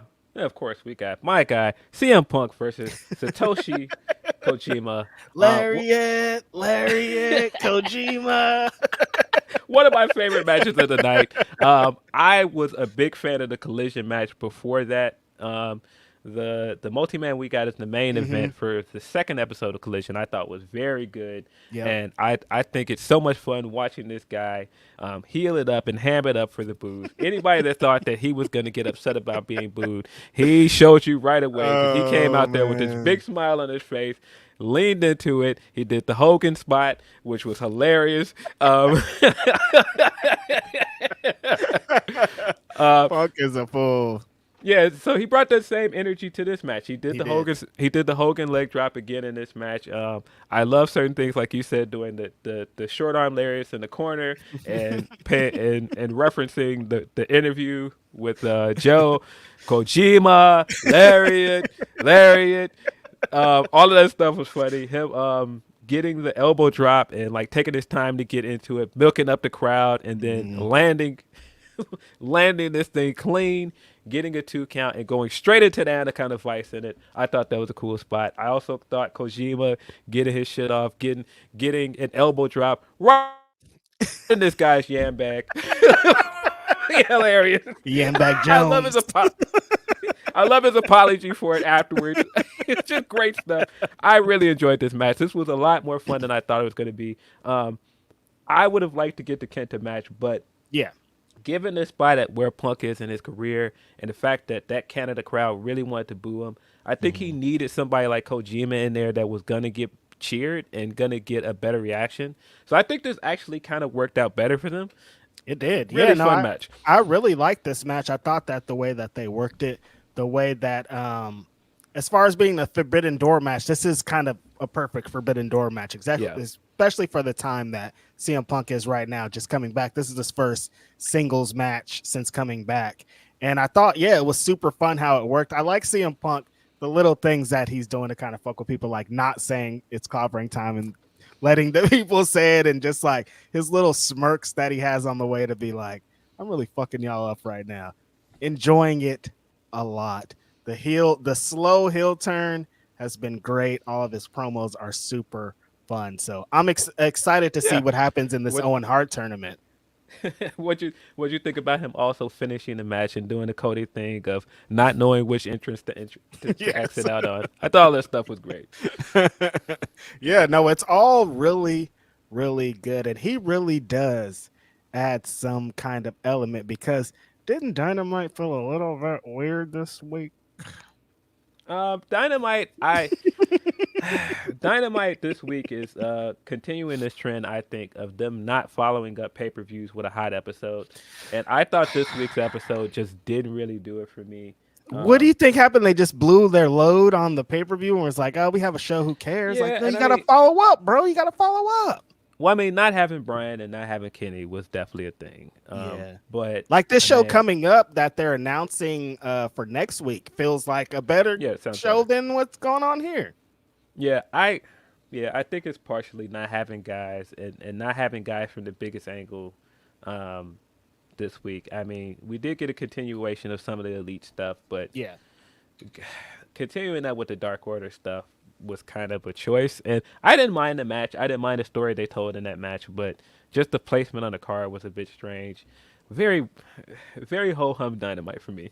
But yeah, I thought all the stuff they're doing with the Owen, I think is great. I think continuing the storylines that they've been building for a while with the Owen, because the Punk match was also Owen match, he's now moving on to the next round. He's going to do commentary tonight for the other first round match, which will be Roddy Strong versus Samoa Joe. Just Punk's involvement makes me feel like Joe is definitely winning this. We're going to get the one-on-one match of Samoa Joe versus CM Punk. All-time great Ring of Honor title match in the second round. The talk this week very funny when they didn't announce the CM Punk match and people were like, well, what about Collision? What's going on here? Why is he going to be here? People that assumed he wasn't going to be on Collision. That was very funny. He's not on Dynamite. There's no way you're not going to bring it, especially the ratings talks around Collision last week. You're definitely going to have him on. But yeah, I don't know. I again wasn't high on this Dynamite this week, but it is what it is. Also, for people I see in the chat, they're like hated the Hogan spot. If you don't know why, if first of all, you're supposed to hate it, and second of all, if you don't know why he did it, I thought it was a very cheeky reference to Bischoff saying that it was worse than Hogan, and him coming back and basically saying, yeah, I've heard everything you guys have said while I'm away. Hey, you think I'm Hogan, huh? Well, I'm gonna give y'all Hogan. I thought it was hilarious. Hogan, here's big boot, here's leg drop, just like Hogan. Pretty good. Yeah, I thought it was hilarious. Moving on, I thought the 4-way was really good. Orange Cassidy does not have bad matches. He just does not have bad matches. What was this, 26 in a row? This has been 26 bangers in a row, pretty much. Yeah, so no. I thought this was funny. I thought this was a great match. I thought this was, in a lot of ways, this showed me that the Garcia stuff is working, man. The character stuff he did in this match was really incredible. I got to go back and take back. He should have been in the BCC because I think his development doing this sports entertainment shit has been so much better for his career. Like he's getting farther with this little dance shit than he would have ever been, I think, on the other side. It's like, him dancing through Shibata and Zack Sabre Jr. beating him up is like, this guy's a damn fool, man. Yeah, he's getting the sports entertainer stuff down. Him, like you said, taking those chops and continuing to dance through it, and then coming back and doing a double lariat and hitting the dance afterwards. Really, really funny stuff. I'm assuming we're still leading to him getting the match with Shibata at some point, maybe at Death Before Dishonor. I also saw that Eddie is not going to be on that card because he's going to be doing the G1. So I wonder who is challenging Claudio for the Ring of Honor World title. I have no idea. I've been thinking about it all week, racking my brain, being like, because it feels like somebody, whoever mentioned about the stare down, it feels like they're building to Claudio and Eddie match for sure with the promo from Dynamite this week. So I'm like, I don't know, because there's as someone who reviews Ring of Honor post shows, if you want to see a Ring of Honor post show here on Fightful every Thursday after the Ring of Honor show, there's no contenders on for Claudio at all even being built. Yeah, I mean, they're clearly keeping Eddie hot as the guy. They're keeping all the storyline stuff with Eddie. So I still think Eddie will be the guy that beats him. He's just not getting the match at the upcoming pay-per-view, which makes me feel even more like he'll be the guy that beats him because they're holding it off. Right. But yeah, I thought this was a very fun match. Shibata is Shibata. Every time we get to see this guy wrestle, it's a lot of fun. Orange Cassidy is Orange Cassidy. Zack Sabre Jr. was this close from winning this match. He had the champion wrapped up like a pretzel, and if he did not get stopped, it sure looked like Orange Cassidy was going to tap out, and that's continuing to build this story of Orange Cassidy is getting more beat up and more haggard with each match, and he's just eking out these wins at the last minute. I thought that was a really good way to do this Fatal 4-Way. Yeah, I thought that going into it, like this is the way that I thought that Orange Cassidy was going to retain the title, was it being a 4-way and him kind of getting caught up and being able to catch somebody at the end of the match. But yeah, his run has been so insane. Can't be overstated. How many in a row, every single match, anytime he has a match, you're like, that match is going to be the match of the night. He's done so many different matches with so many different opponents. He's built this championship up to being the hottest championship in his own company that isn't even the world championship. So it's like, you have to give this guy credit. The rest of the guys are just tremendous. Seeing Shibata as always. Zack Sabre Jr. also, not for nothing, on that same shit, has been on a crazy ride with his championship too, man. So incredible. Wow. Yeah. So what'd you think of this Sonata Jungle Boy match? That shit was 11 minutes. And like, an IWGP title match being 11 minutes just sounds crazy. And if you're going to use a match just as the catalyst for the angle afterwards, you can't use the IWGP championship for that. Like, it can't be like the secondary angle to the other angle that's happening. This is a prestigious championship. And that's what it just kind of felt like. Like, Sonata was like, I don't want this match. None of the New Japan fans want this match. What are we doing this for? And it was a fine match, but it just felt really weird. I liked it. I liked it for the story stuff that they did. I liked the idea that Sonata just came out and just completely outclassed this guy, and just showed him like, no, you're not ready. You're not ready for this spot. And I think him throwing a tantrum afterwards and turning heel and going off on Hook. I love the way they executed the heel turn. Stuff like Taz being on commentary and leaving commentary and never coming back after that. I thought that he was just great. told Hook, get your shit, we're out of here. I thought all of that was great. I thought the match, there were spots where I thought he had a good showing, he being Jungle Boy. Yes. I thought his reversal out of that crucifix. Well, sorry, he tried to get off a crucifix, and then Sonata powered out of it, and then he reversed that into a skull end. I thought some of that stuff, like where the wrestling was, because I mean this is Forbidden Door. Like the wrestling is gonna be good. Yes, of course. So I thought all of those parts where the spots were big, I thought all that stuff was great, but definitely one of the weaker matches on the card. I think it was intentionally one of the weaker matches on the card. Yeah. It's crazy that was an IWGP Heavyweight Championship That's match. what's the craziest part about it. It's like, oh, one of the weak matches is going to be this prestigious championship that people love. Yeah, it just feels like they're in an odd spot with Sonata as well, because a lot of fans are not as they're not as invested in Sonata as champion. So I feel like he needed a match like this to be dominant. But at the same time, it also furthered the story with Jungle Boy of him having two big title matches and having the questions about whether he's ready, how far along is he as one of the pillars. And I thought all that stuff was good. Yeah, good story to tell with them kind of being in the middle of the card too, to be like, you're so not ready that you can't even get us in a main event match. Like, you're just a little dork. I'm about to beat your ass real quick and get out of here. Beat this man with a moonsault. Yeah. Did two big homages to KG Budo here. He did the Shining Wizard, and he did, of course, beat him with the moonsault. It was okay. Second best match of the night, in my opinion, was the 10-man match. I thought the Elite versus Blackpool Combat Club stuff was really good. Yeah, there was a lot that really shined, especially Takeshita. Takeshita was kind of the star of the match, wasn't he? Yes. Ishii at one point, his forearm knocked him the fuck out. There? Yeah. Yeah. A little bit of lag. Can you hear me? Oh. Yeah, I can hear you. I think we're good. But yeah, 10-man tag, the Elite, Blackpool Combat Club. I thought that Ishii kind of being the backbone of his team, but then Takeshita kind of destroying him. You need the Elite, the Young Bucks kind of being just, I don't want to say just there, but a part of it doesn't. I need single or tag team matches with the Young Bucks, because them kind of being locked along and these trios things and these 10-man tags, it's like, damn, it's kind of how I feel about Kenny Omega. It's like, you have this tag team in their prime, they could still do all the things that they could do. Like, you got to execute right now. Like, we should be seeing all the dream tag team matches that we could see with the Young Bucks against all these tag teams.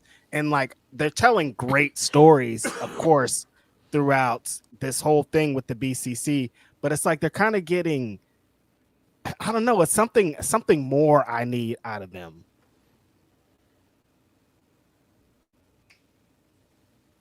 Could just be me though. You're there? Hello. Yes. Yes. Just lagging a little bit, but yeah, no, I agree. I do want to see them in tag team wrestling more, but I did really enjoy this match. I thought Yeah. that they did a good job. They're usually very good in multi-man matches. They were great in multi-man matches when they were with New Japan. I think that is one of the highlights of their run here in AEW. And I think the Elite versus Blackpool Combat Club has been a really good feud. I thought that they played off all the stuff between those two factions well. I thought all the stuff with Eddie was great. Eddie not wanting to turn on his friend and not wanting to hit Mox throughout this match was great. I thought Shota being Shota throughout this match was great. That clip of Shota coming in with everybody through the crowd and like fist bumping all the people in the crowd, and Mox is just kind of like staring at him from across the room, like, "Dude, get over here!" Like, we're supposed to be heels, man. Stop slapping hands with everybody. Yeah, all of that stuff was great. I thought this, like I said, a very fun match. I thought the finish was good. I thought finishing it up with Eddie still being like, "Nah, I really don't fuck with you guys. I was just here because I want to beat up Claudio." And now that we're done with that, get away from me. I don't want nothing to do with y'all. I think that's a great way to set up the Blood and Guts match, which we got the announcement this week, will take place at TD Garden. And so I thought that was a good way to set up that they're going to need a fifth man, and I think that will be Kota Ibushi. Whoa, whoa, whoa, whoa. Big news. The second biggest news out of that is, of course, where we're going to get to the main event, is that Bryan Danielson has a broken bone inside of his arm, so he will not be a part of Blood and Guts. And trying to think of who could replace him is pretty intense. Now you've got both teams are going to need another member to step in. But like I said, I think it will be Kota Ibushi for the Elite. Not sure who it's going to be for the Blackpool Combat Club yet. But yeah, very fun match. I thought the women's match was good. I thought that this served its purpose to give Tony a match on the card. Tony was on the card last year, of course. Coming back this year with the title. She, of course, told us in the press scrum, which she was tremendous in, that losing to Thunder Rosa last year was one of the most embarrassing moments of her life. So it was cool to see her get the title match this year. They kicked the other Outcast members out right away, and we got a clean win. I was glad we didn't get a shenanigans win. I'm sure people are like, "Oh, what are they doing with Willow?" I thought this made sense. I thought everything they're doing with the Outcast so far tells me that they're going to keep running roughshod. They're going to keep beating people and racking up wins until Jamie Hayter comes back. I think that's the right story to tell. Right. Yeah. And funny enough, we talked about Willow on this podcast. The match that she has coming up with Julia feels more like the Forbidden Door match than this match. So it's like she still wins in the end. Think of the run that she's had in the last couple of weeks, and just getting on the card, I think, was a big win. So yeah, I thought that the match with Toni Storm and Willow served a purpose, exactly what it needed to be.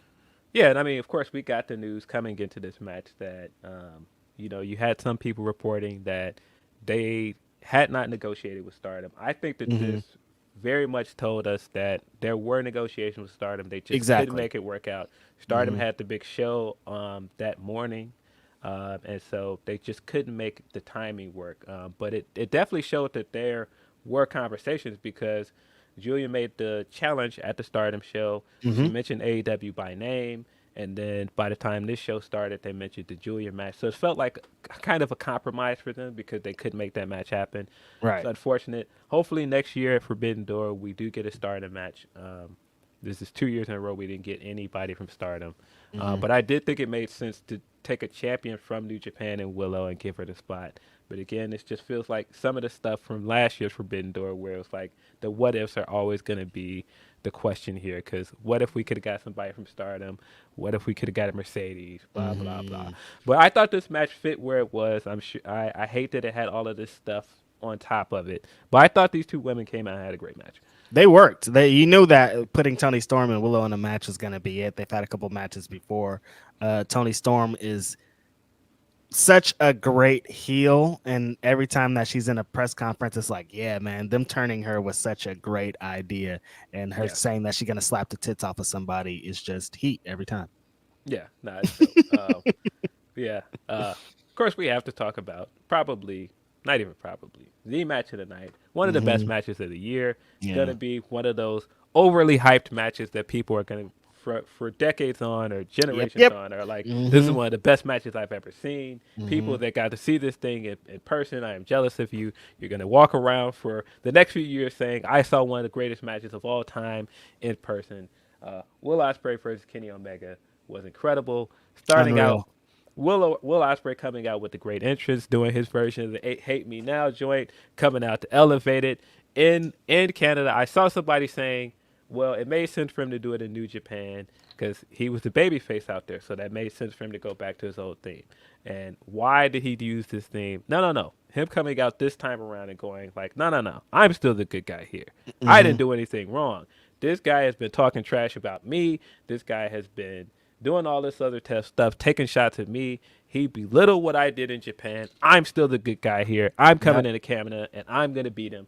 I thought all of that stuff was great. And I also remember he did the interview, I think, with Sean, where he was saying, yeah, I don't really like that match. He got a lot of offense in. He got to beat me up a lot. You know, I like to beat the snot out of him next time. And boy, did he. He came out from the very beginning of this match, bringing the fight to Kenny Omega, beating this man down, replicating the board spot, the table spot where he got thrown through a table face first, and he just continued to bash this man's face across the draping for the announce table. He got some great spots on the inside, made this man bleed. Great stuff. This flag spot was great. All of that stuff that gets heat in Canada was great. I saw people. Everybody didn't like that one. I mean, yeah, great heat there. He did a few things that were a little bit over the line when we go heel stuff, but I thought it was wrestling wise. Like, I mean, man, doing the sharpshooter spot and then transitioning into the crossface crippler. Crossface, yeah. In Canada too. Ooh, crowd was like, "Hey yo!" Doing that for heat is nuts, but he played up to it greatly. Even the Tiger Driver spot. Look, this thing has been discussed to death at this point.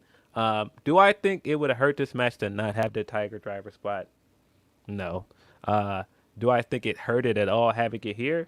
No. I thought it was fine. Do I think the way that Ospreay has played it up for heat and he's now like trying to sell shirts and he's like also putting the steel image of him dumping this man right on his head out there is great? Yes, because that's what wrestlers are supposed to do. You're supposed to take something that it's getting all of this conversation started, all the discourse happening, and if his idea is to get hated off of doing that, yeah, I'm good with that. I thought all of that stuff was great. Yeah, and exactly what you said, you telling the story. Will Ospreay said, Kenny Omega beat my ass. He left me bloody in my home promotion. He did all this. In storyline, I'm trying to fuck him up. So, of course, I'm going to hit him with this Tiger Driver. He bloodied me up and left me as a bloody fool in the ring. I'm about to hurt this motherfucker. Yes, and just the spot where he hit it, it made perfect sense. I mean, we had gotten past the Don spot because, by the way, Don walked this guy to the ring. He came out with his like Bane henchman, and then he got kicked out, and then he came back for reasons that we don't know about. But he came back, and then he reintroduced the Screwdriver in. The Screwdriver has been a story point for Don and the Elite all year. Reintroduced the Screwdriver. He tried to use the Screwdriver to win and hit a V-trigger, then the one-winged angel. Did not work. One of the greatest false finishes. Oh my god! I stood up in my room and did like let's go, like by myself. Like I was so hyped off that one one-winged angel, one kick out. Unreal. Yeah, that sequence of false finishes was incredible. Him using the Screwdriver and trying to do the Stormbreaker, and then his foot was on the rope, and then of course him hitting the V-trigger and the one-winged angel to a 1 count. Amazing stuff. And then of course after that, that's when we got the Tiger Driver spot because it's like, man, I'm gonna have to really beat this man's ass to get him to stop fucking kicking out. And so yeah, we got a tremendous sequence of moves to end this match. I personally think the first match was a little bit better because it was a little bit more concise. It was. this match, I could see the argument where people were like it was a little bit booked towards the end because we had the Don stuff. The Don Callis shit was kind of dumb. And we had the Don stuff. Then we had all of the false finishes at the end of this match. It just felt like we had to keep this thing going, but still one of the best matches I've ever seen. Kenny Omega is Kenny Omega. Kenny Omega at this point is the best wrestler in the world. Yeah. I mean, the matches he's been a part of this year, just tremendous. I mean, 2 match of the year candidates with Will Ospreay. I have to assume we're getting a 3rd match pretty soon. I would think so. If we don't get it at All In, we're still getting it soon. Amazing match, man. Yeah, as of July 1st, 2023, Kenny Omega is the #1 fucking professional wrestler in the world. The things that he could do, the way that his matches are worked and his psychology and how his intensity and his moves and how he builds to spots that other people would just rush through, and how it's a master class. And being with Ospreay has been getting a lot of heat because he got a 6-star, and they said he's better than Masala, which no one says that. No. Y'all are assuming yourself. If he has more 5-star matches than Masala, that's not what that says. It's just a stat or whatever. And trying to say that it's not a stat also is bullshit, because you could try to take away as much as you want from Meltzer, but wrestlers like fucking 5-star matches, and you can't be mad at them for wanting to fucking get one. Yeah.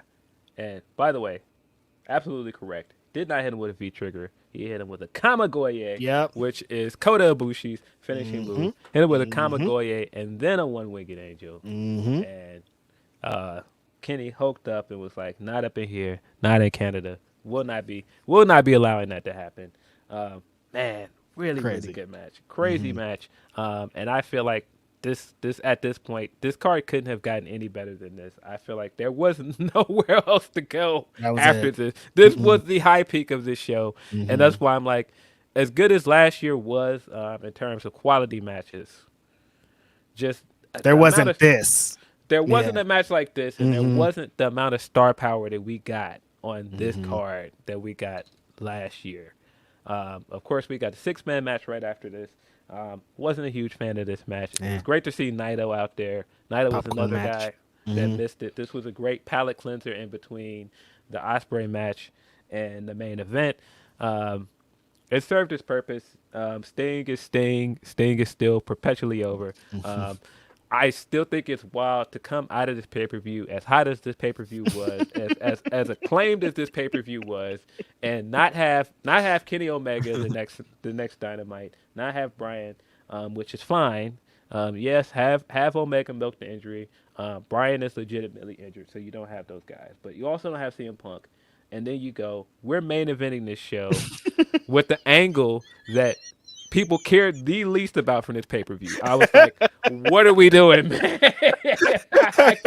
What do people care about the least on this show? Okay, let's put that in the main event of the next show. I don't think that's how this is supposed to work.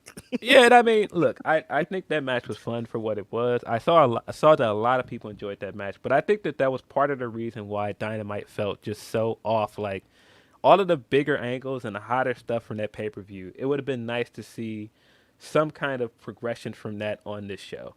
Right.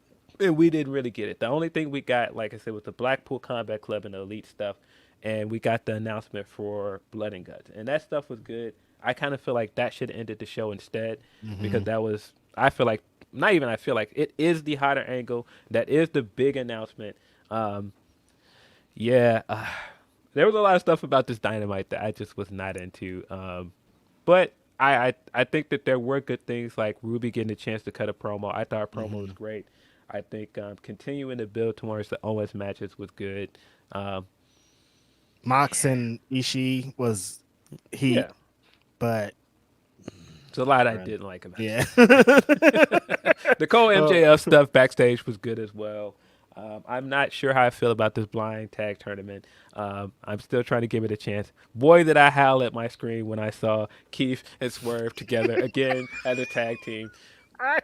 We just can't get away from this, man. We just can't get away from that. We were good here. We're good. We're good. Then that graphic comes up. I'm like, I know that ain't who I think it is. Yeah, never gonna end. I thought that was hilarious. But yeah, I wish they would have capitalized off this pay-per-view a little bit better on Wednesday. But still, incredible pay-per-view. Still have to talk about the main event of this show.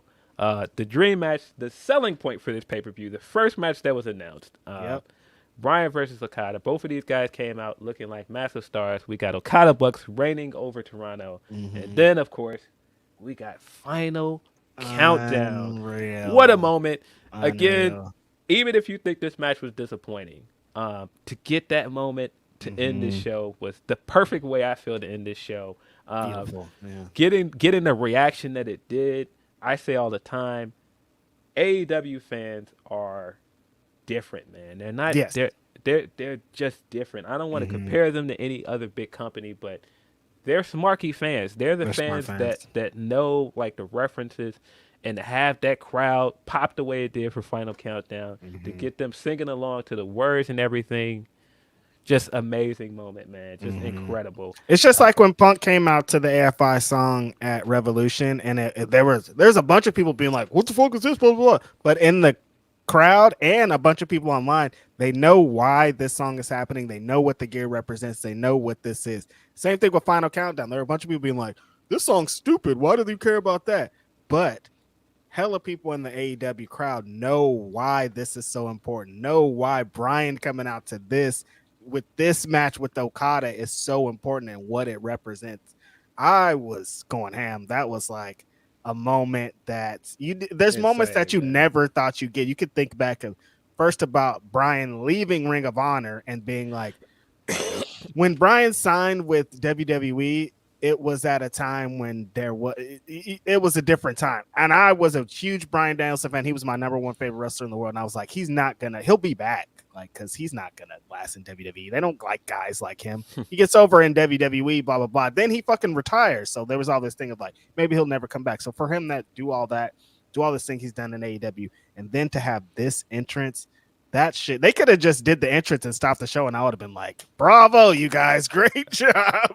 Incredible moment, man. I think it also kind of underscores the difference between his run with AEW and his run with WWE. Yeah. Like, of course, his run with WWE is what it is. Possibly the biggest match of his career at WrestleMania. Tremendous. Big moments like, the Planet Champion stuff and all these other I was things. there for WrestleMania 30 and WrestleMania 35, and those are two of the greatest wrestling moments I've ever seen, and he was a part of both of those. Yeah, helping Kofi get his moment, all the other things he did over there. Like, of course, like, he had a great WWE career, but a lot of the stuff in AEW is just celebrating what Bryan Danielson means to a lot of people outside of that company, man. Yep. And it was just really cool to not just see him get that moment, but also wrestle one of the greatest wrestlers of this era. I know people expected this big, fast-paced, crazy match, kind of like what we got with Ospreay and Omega. This was a totally different match. This was a technical match, and I don't know why people would think otherwise. He came into this cutting the promo like, look, I'm going to show you why I am a better wrestler than you. Came out wrestled this man with a broken forearm. Yeah. Like, tapped this man out with a broken forearm. Like, listen, I was stunned after this match that he tapped out. Man has not tapped out since 2008. If you know Okada, if you know the history of Okada, if you've been watching for the last 7, 8, 9 years, first of all, he doesn't lose. He has you can count like his losses like on one hand and shit. And for him to lose in a submission is even wilder. Insane. And I mean, really, I'm wrong. Tapped out 2015, not 2000. 2015 to Nakamura.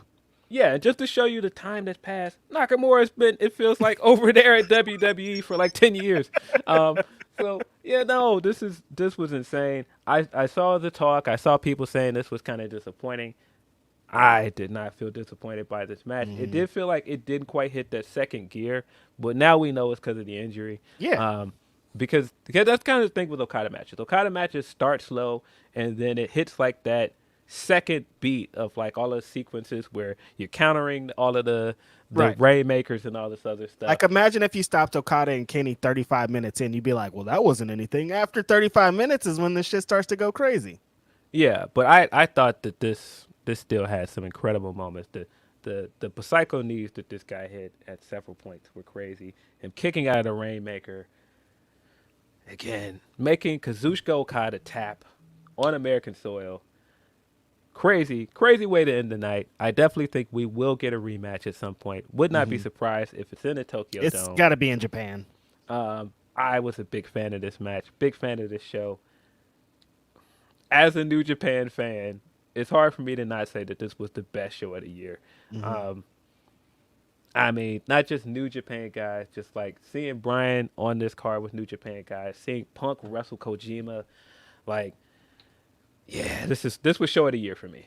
Big deal, big, a lot going on. The matches I thought delivered. Kenny Omega and Ospreay was enough for me to say this is the show of the year. Like just that match happening, but then getting, I think what Forbidden Door represents is more important than anything. Like two of the biggest wrestling companies in the world putting their biggest stars against each other, and we just get to see that and everything connected, all the little things like Brian's entrance music and all these little other extra things that just make it so special. It's like, man, this is awesome. Like we never thought we would be able to see the biggest wrestling companies in a show together, and here we are, and they're doing crazy matches while we're seeing it. So I think what it represents is even more important than the matches of just like this isn't supposed to happen. Like wrestling history tells us that this doesn't work, but for it to work and for it to bang, it's like, damn, I'm grateful.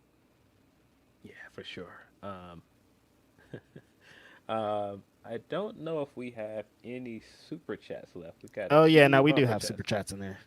I don't know. You want to go into super chats? Yeah. Want me to knock out these? I'll get into some of the super chats. Tenruza says, sorry for the late super chat, but thanks for reading it. Damn, J Rose has me hype. More of him in the wrestling world, please. Hope he gets a damn bag. If he wants it, he'll definitely get it. So it's just a matter of time. Tenruza says, I saw System of the Down live and been a long time fan of theirs, and that it's wild that Chop Suey, the little Uzi doing Chop Suey is wild. Guys, are there any of your favorite black rock metal bands, artists love you?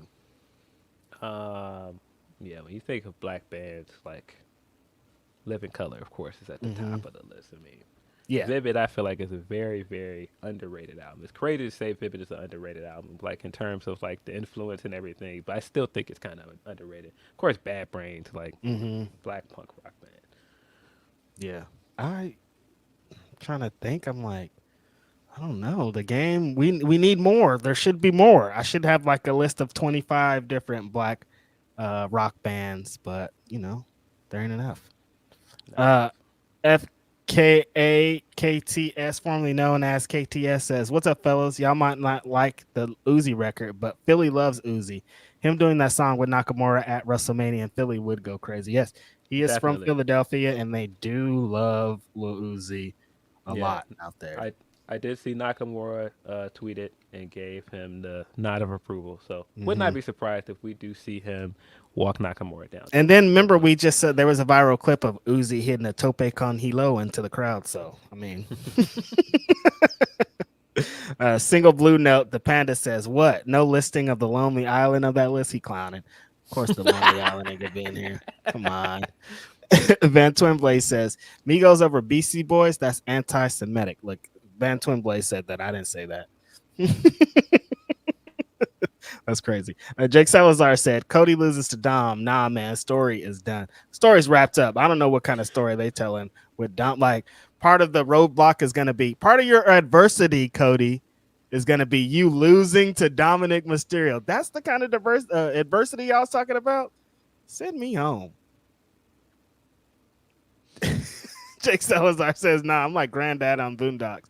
I'm bringing pot roast and potatoes into the movie theater. That ain't getting popcorn money off me. Yeah, see, people want to eat food. That's another thing. Like movie theater, they don't got the goods, and like you can sit down with a meal. Eating pot roast at a movie theater is crazy, bro. Anything with like a strong ass stench is crazy. Like, that is think I'm bringing meat and potatoes into the movie theater. You wildin'. Jake also says Omega versus Ospreay was one of the greatest things I've ever watched in sports overall, like it honestly was cinema. Now I'm playing Reg. No, it was like wild, Amazing, craziest shit I've ever seen. Jake says Naito may come out the shirt for Rush and Andrade, saying him. Naito had the shirt on. I saw people saying, I'm like, he always be wearing a shirt like that. Ain't nothing different. I mean, yeah, it's definitely levels to Naito. He definitely gave them shirt Naito. Like, nah, you not doing. I'm not.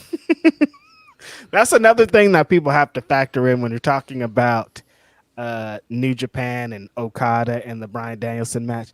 The G1 is coming up, and Okada potentially in his brain could be like, I got that coming up. Like, I know y'all like this shit and I know y'all want this big dream match, but I'm the ace of my own independent. I mean, I'm the ace of my own wrestling company. I'm the guy that's over here about to do this tournament and have to carry the flag for my company. I don't really, like, this is fun, but is it that fun? I don't know. He's Japanese. Jake says Jay White should have faced Sonata, should have done that angle on 0 Hour. Don't care for Jungle Kid and his Hyde look disrespectful to the IWGP title. We can't talk about Hyde. He's a bad, terrible man. Gaming from Canada says Omega versus Ospreay will probably be the best match I'll ever witness live. My first pay-per-view in attendance and did not disappoint. Lewis says just sending this to Pop Reg before Money in the Bank. Cinema. About to see some cinema tonight or today. It's a daytime show. That's the end of the super chats. Yeah. So yeah, the heel turn was good. Like I said, for Jungle Boy. Another one of the ho hum things from this Dynamite was this Jungle Boy promo. I thought the content of the promo was fine. I thought I think him as a heel is gonna work. Wasn't a great promo. And No. like we talked about a little bit on Ask Grapsody, but I just didn't believe him. I was sitting there the whole time like I just need to feel the convictions, man. I need to feel the vibes, and I just didn't. I don't feel JB at all. I didn't believe none of that talk. Like it doesn't feel that often in AEW where it feels like the promo person is reading lines, but this one kind of felt like he was reading lines. Like it didn't feel like it was coming from the chest. He was just like, okay, I'll say this. Y'all are stupid. I got a bad bitch. And it's like, I don't feel you, man. Yeah, you try to tell me that you don't like Tarzan Boy now, and I don't believe you. No, Captain. I think he'll get it together. It's just it's gonna be tough because there are so many great heels on that roster right now. But he'll figure it out.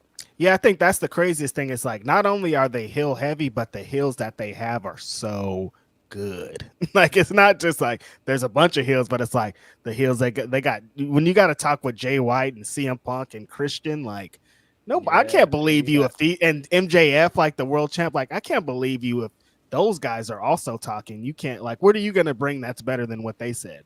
Yeah, you also still got Mox and all these other guys. Like Brian is a heel right now. That's a lot of heels, bro. That's like 7 guys right there. Yeah, and those are like the fucking top stars. Right. Yeah. A few more Humper chats, and then we're going to get into some Money in the Bank talk and then get out of here. A few things, guys. First time watching live in 2 years.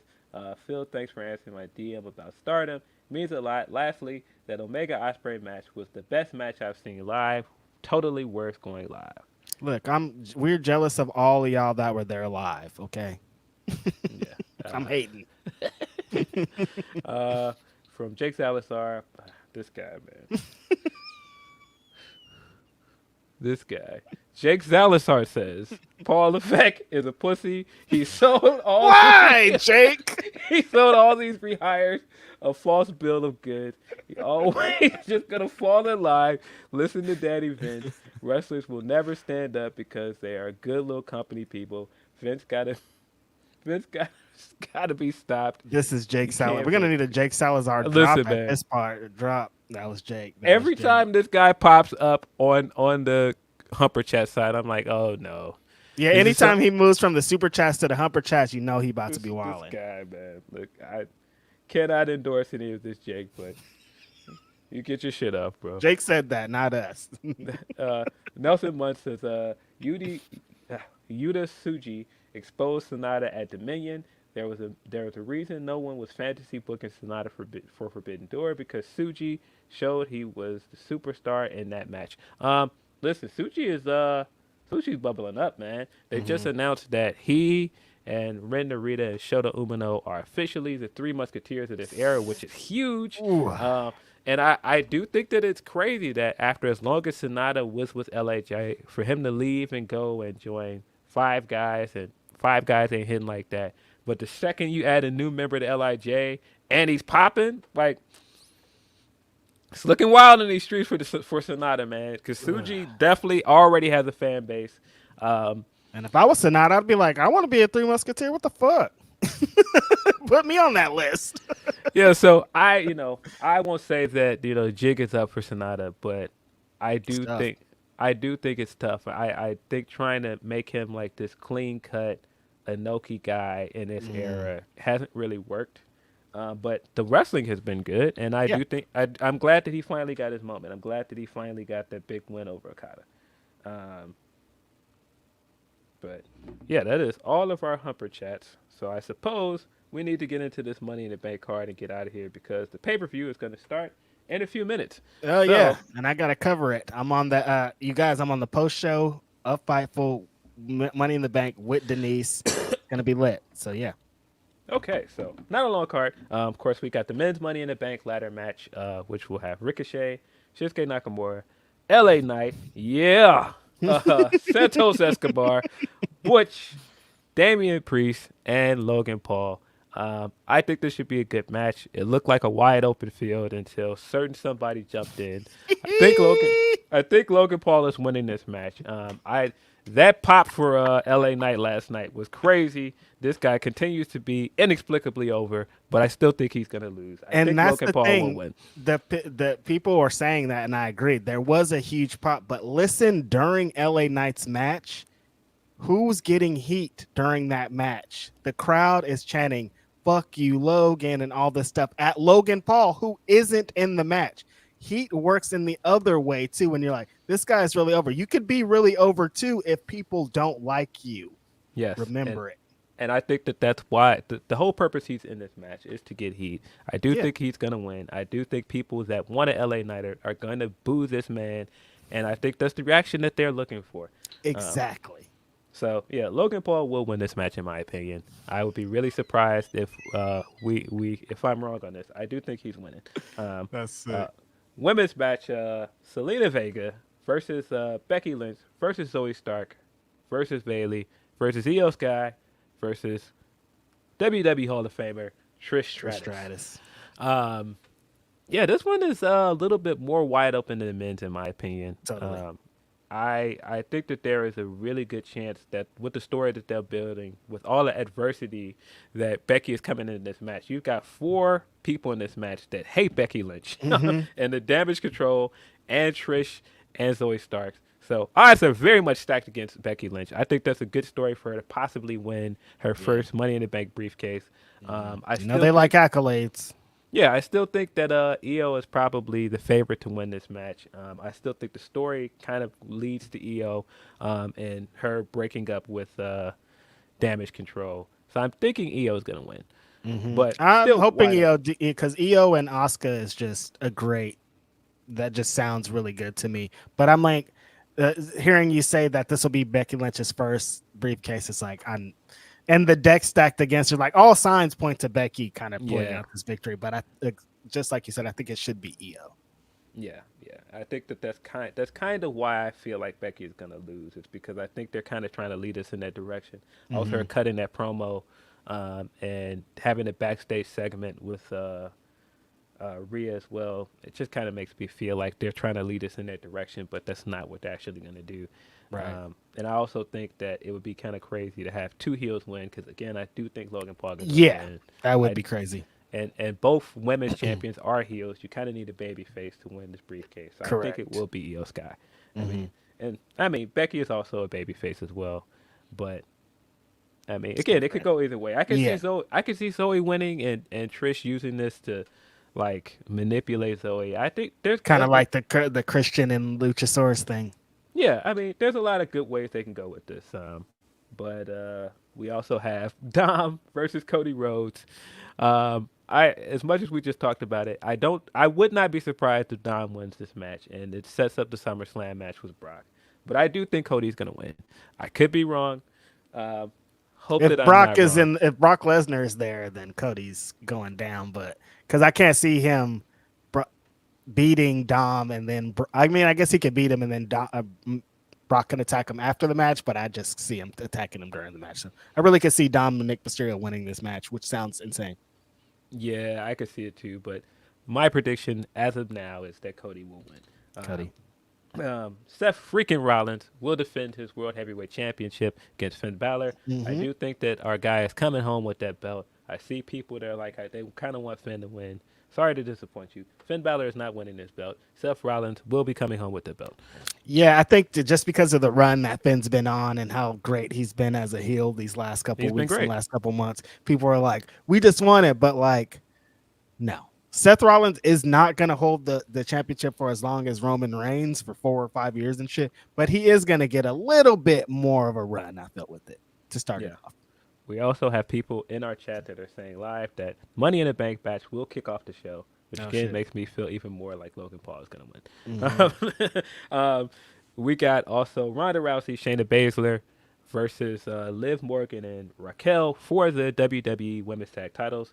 I believe that the two MMA gals are going to win this. Not much surprise there. Yeah, the biggest surprise about this to me is that Raquel's in this match and not in the ladder match. Yeah, I mean, it makes sense. It makes sense because they didn't lose those belts, technically. Right. They had to vacate them. So, yeah. I feel like... but Ronda and Shayna are definitely going home with them. Yeah. Then we also have Gunther versus Matt Riddle for the Intercontinental Championship. Should be a good match. Gunther is another one of those guys. Doesn't have bad matches at this period.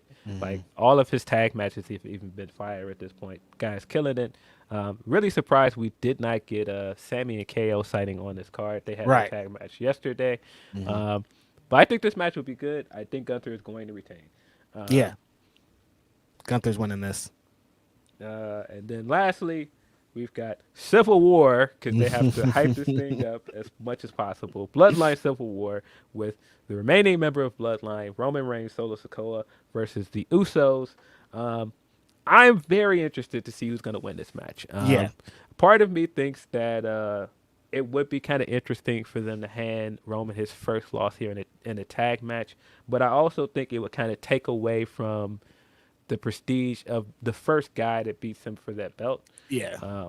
So I do think that Roman and Solo will win this match. I guess I could see. I don't think this should be the thing is Roman. The first time Roman gets pinned going forward, he needs to be losing that championship. So I don't think he should be losing this match here. What they kind of teased last night. The Usos are like, your next pinfall is tomorrow or whatever. But I don't think that should be the way. So I could maybe see them getting the win over Solo. But how do you get heat going into Survivor Series or SummerSlam without getting something over Roman? So yeah, it's gonna be super interesting to see what the results of this match is and how they're gonna go moving forward, because SummerSlam is looming and Roman's supposed to have a big title match. Is it gonna be against Jay, or are they gonna establish it here? I don't know. But either way, this looks like a very good card. Based off of what we saw from the London crowd yesterday, probably going to be a hot crowd. Yeah. Great environment in the O2 Arena. So yeah, log into your Peacock and check out Money in the Bank after this. We do not have any more Humper chats. Oh, we got a couple more super chats. Bragav S. Virjan says, happy birthday to Phil. Have a great one. Love your takes on everything except the Snyder DC movies. I'm sorry, they're trash. Thank you. And then the last one from Jake Salazar is if Logan wins, Alex Pulaski is going to have a historic rant. Well, I think you guys might as well get ready for a rant, because I do think Logan is going to win. But yeah, that is us. That is it for us. We are against the wall. It is 2:07, so I believe that Money in the Bank has officially started. Thank you for hanging in here with us. Thank you to J Rose. Appreciate all the birthday wishes. But we are out of here. Yeah, thanks to J Rose, and you guys catch me on the post show of this show with Denise on Fightful. It's gonna be a good time. Yeah, I think. Matter of fact, I believe that me and Denise are doing the Raw post show because Sean Ross Sapp is still in London, England.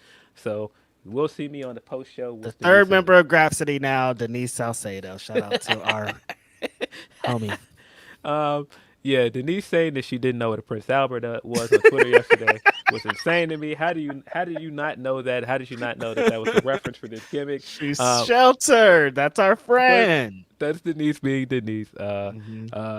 As Reg said, check out the post show for Money in the Bank after this. Also check out the post show for Collision, also on Fightful's YouTube tonight with Ridian, Ricky Upin, and Cresta. We are out of here. Peace, y'all.